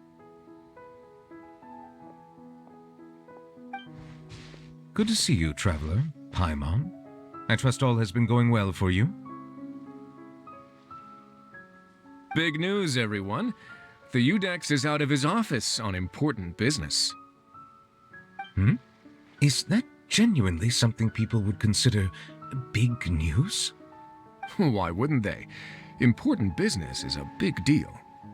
Ah, yes, you're quite right. When someone you care about requires emotional support, being there for them at the right time and place is of the utmost importance. After reading the Maréchal Phantom's reports, I had a feeling a trip here might be in order. Take note. That, my friends, is how Monsieur Neuvillette shows that he cares. We're both here for the same purpose, actually, to accompany Sigewinne as she pays her respects to her late teacher. So the old friend she mentioned was her teacher then? The witch? Oh, sorry. Paimon didn't mean to be rude. It's only because Sigewinne calls her that all the time, so... I doubt she considers that title to be offensive, Paimon. Don't worry. Indeed. In fact, I believe Sigewinne would take it as a sign of affection. She has spoken of this doctor on many occasions, and it sounds like she was a truly generous individual. In those days, many people harbored prejudices against Melusines. She was the only teacher willing to take Sigewinne on as a student. Wow. It's really nice of you two to be here for Sigewinne. Guess you guys really look out for your younger colleagues, huh? Younger colleague? Well, that might be true for the Udex, but I'm not sure I can say the same. Sigewinne served a sentence in the fortress of Meripede hundreds of years ago, and after she did her time, she decided to stick around. She's been an integral part of our administration ever since. Strictly speaking, the head nurse has been around longer than most people in the fortress, myself included. Pretty sure that makes me the younger colleague. She served a sentence? Yes. Long before I became Udex, there was an ancient law in Fontaine that prohibited any attempt to transform another species into a human. Initially, I and most researchers believed this law to have been imposed due to ethical concerns. But now, it seems more likely that the law was nothing more than an insurance policy, a way for Egeria to ensure that her people would remain insulated from the truth, thus enabling them to lead more straightforward, happier lives. Ignorance is bliss, as they say. Sigewinne had her reasons for choosing to obtain a human form, but the act was nonetheless in clear violation of the law. Could you tell us a little bit more about what happened back then? Certainly. Sigewinne does not object to her close friends learning about her history. In fact, I first learned of it myself because she confessed the truth to me of her own volition.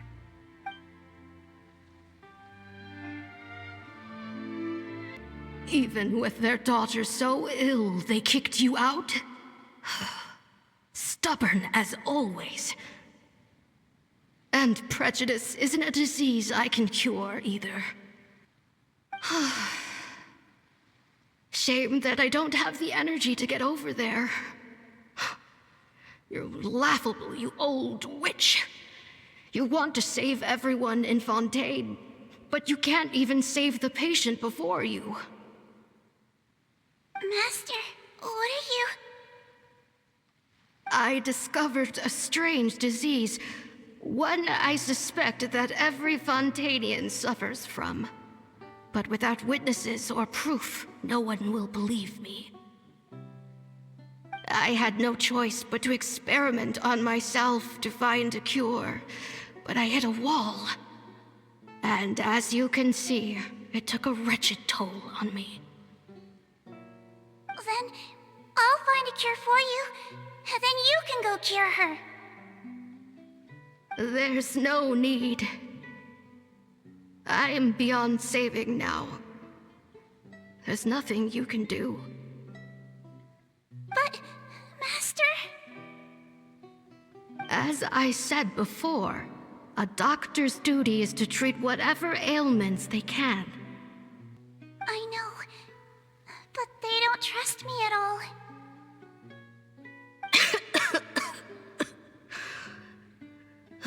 That girl. She's your first ever patient, isn't she? Tell me, what cost are you willing to bear to see her cured? I'll do whatever it takes. Even if it means breaking the law and being punished for it? As long as I don't hurt anyone. Yes.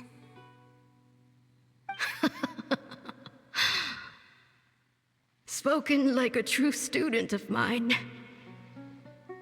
Then I shall make one more final gamble. And see my experiment through to its end. Leave me for now, and come back in 2 hours. If I am able to work this miracle, then I will have found a way to save all Fontainians, and I shall be able to help you treat that girl. If not, then it means there is one more disease in this world that I cannot treat. In that case, do not come looking for me. I will leave you a parting gift. an accidental discovery happened upon through my study of this strange disease.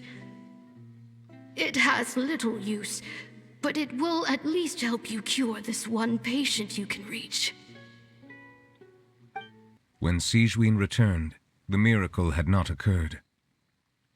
She found a potion bottle and a note on the table. After using the potion as instructed, she gained her current form, breaking Fontaine's law in the process. And after I had confirmed the veracity of the events, I gave my verdict.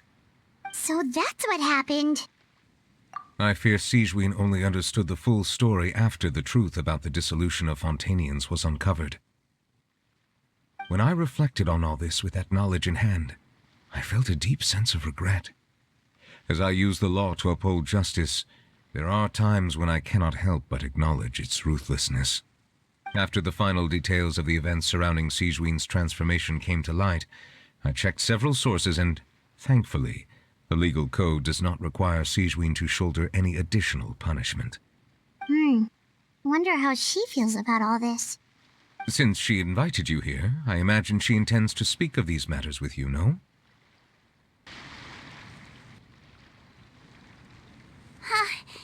You're here. The old friend I mentioned was my teacher.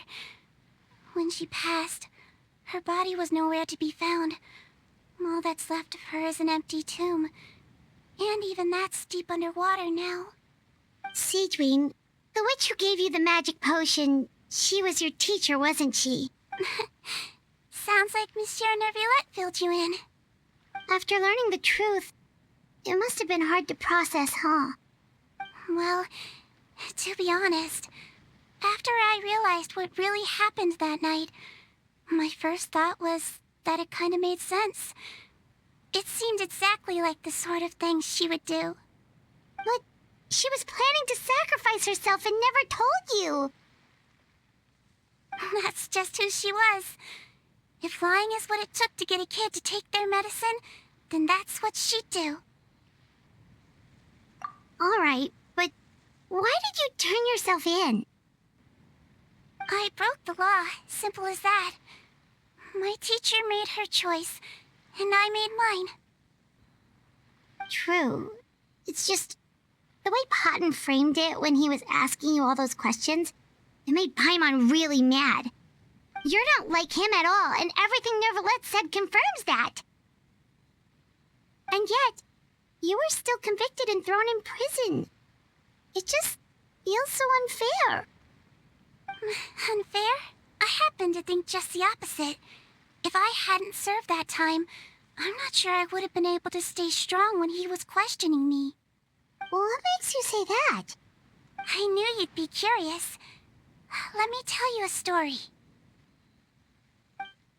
The verdict came down. This Melusine is guilty. The Iudex defended the authority of Fontaine law, but he did not confiscate the Melusine's medical kit. And so, the fortress of Meripede gained a new little doctor. She still wore her hood and raincoat, even though it never rained in the fortress. Perhaps thanks to her human appearance, no one refused her treatment. She treated more and more patients, and her sentence grew ever shorter. Finally, the people of the fortress could not live without her, and though her sentence ended, she did not leave them either.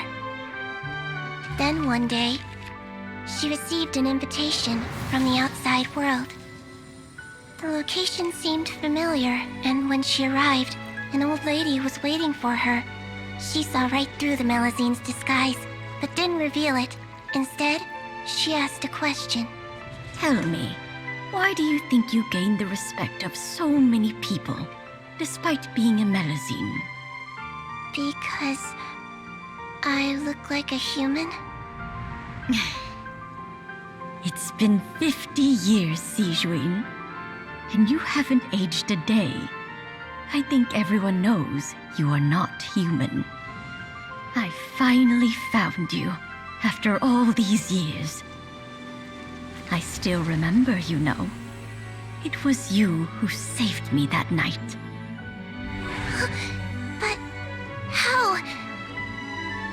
I was no longer a Melusine by then. Does it really matter if you're human or Melusine?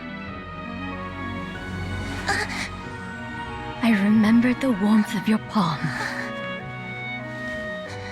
It's quite unmistakable. And you know what? It hasn't changed one bit. You don't have to hide anymore, Sigewinne. These days, everyone wants to make friends with Melusines. And I think that it's all because of you. I'm sorry I couldn't say this until now, but thank you, Dr. Melusine. Now that's an ending Paimon can get behind. After hearing everything Paten said, I wanted to tell him that it didn't matter who he looked like on the outside. But it was too late. The warmth in his palm had already disappeared. I tried to treat him, but the roots of his problem had nothing to do with his face. I understand. Thanks, you two. I appreciate you being here for me while I talk this through. Oh, it's nothing. Our pleasure. Oh, there's one more reason I invited you here. It's about time I finally give you what I promised. In order to restore the appearances of the face-swapping victims, the Marechaussee Phantom gave me special permission to make a few bottles of that potion. And I made one extra just for you two. We don't need it though. Shouldn't we destroy it? Well, even if you chose to destroy it, I still thought I should give it to you first. You two did so much for me. How could I break my promise? Well, fair enough, but anyway, Paimon's definitely not interested in this stuff anymore. Still, if this is the very last bottle in all of Teyvat, getting rid of it would feel like kind of a waste. Maybe we can give it a special meaning somehow. Oh, Paimon's got it! Melusine physiology wasn't affected by the Great Flood, right? So that means the potion should have a permanent effect on you. In that case, what do you say, Sigewinne? Ever thought about transforming back to the way you used to look? After all, from a Melusine point of view, Paimon bets Melusines look the cutest of all. Paimon, after everything, do you really think it matters whether I'm Melusine or a human? Well, what was Paimon thinking? You made up your mind a long time ago. Yeah, let's just destroy this thing. Leave it to me.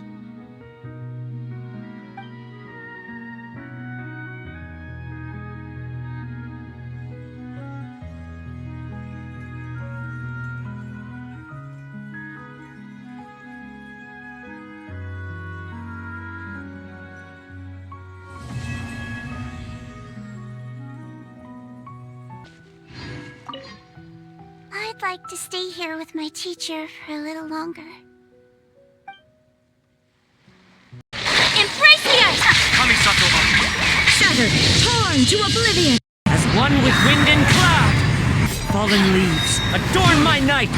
Freeze to the core! Vengeance will be mine! Flickering candlelight.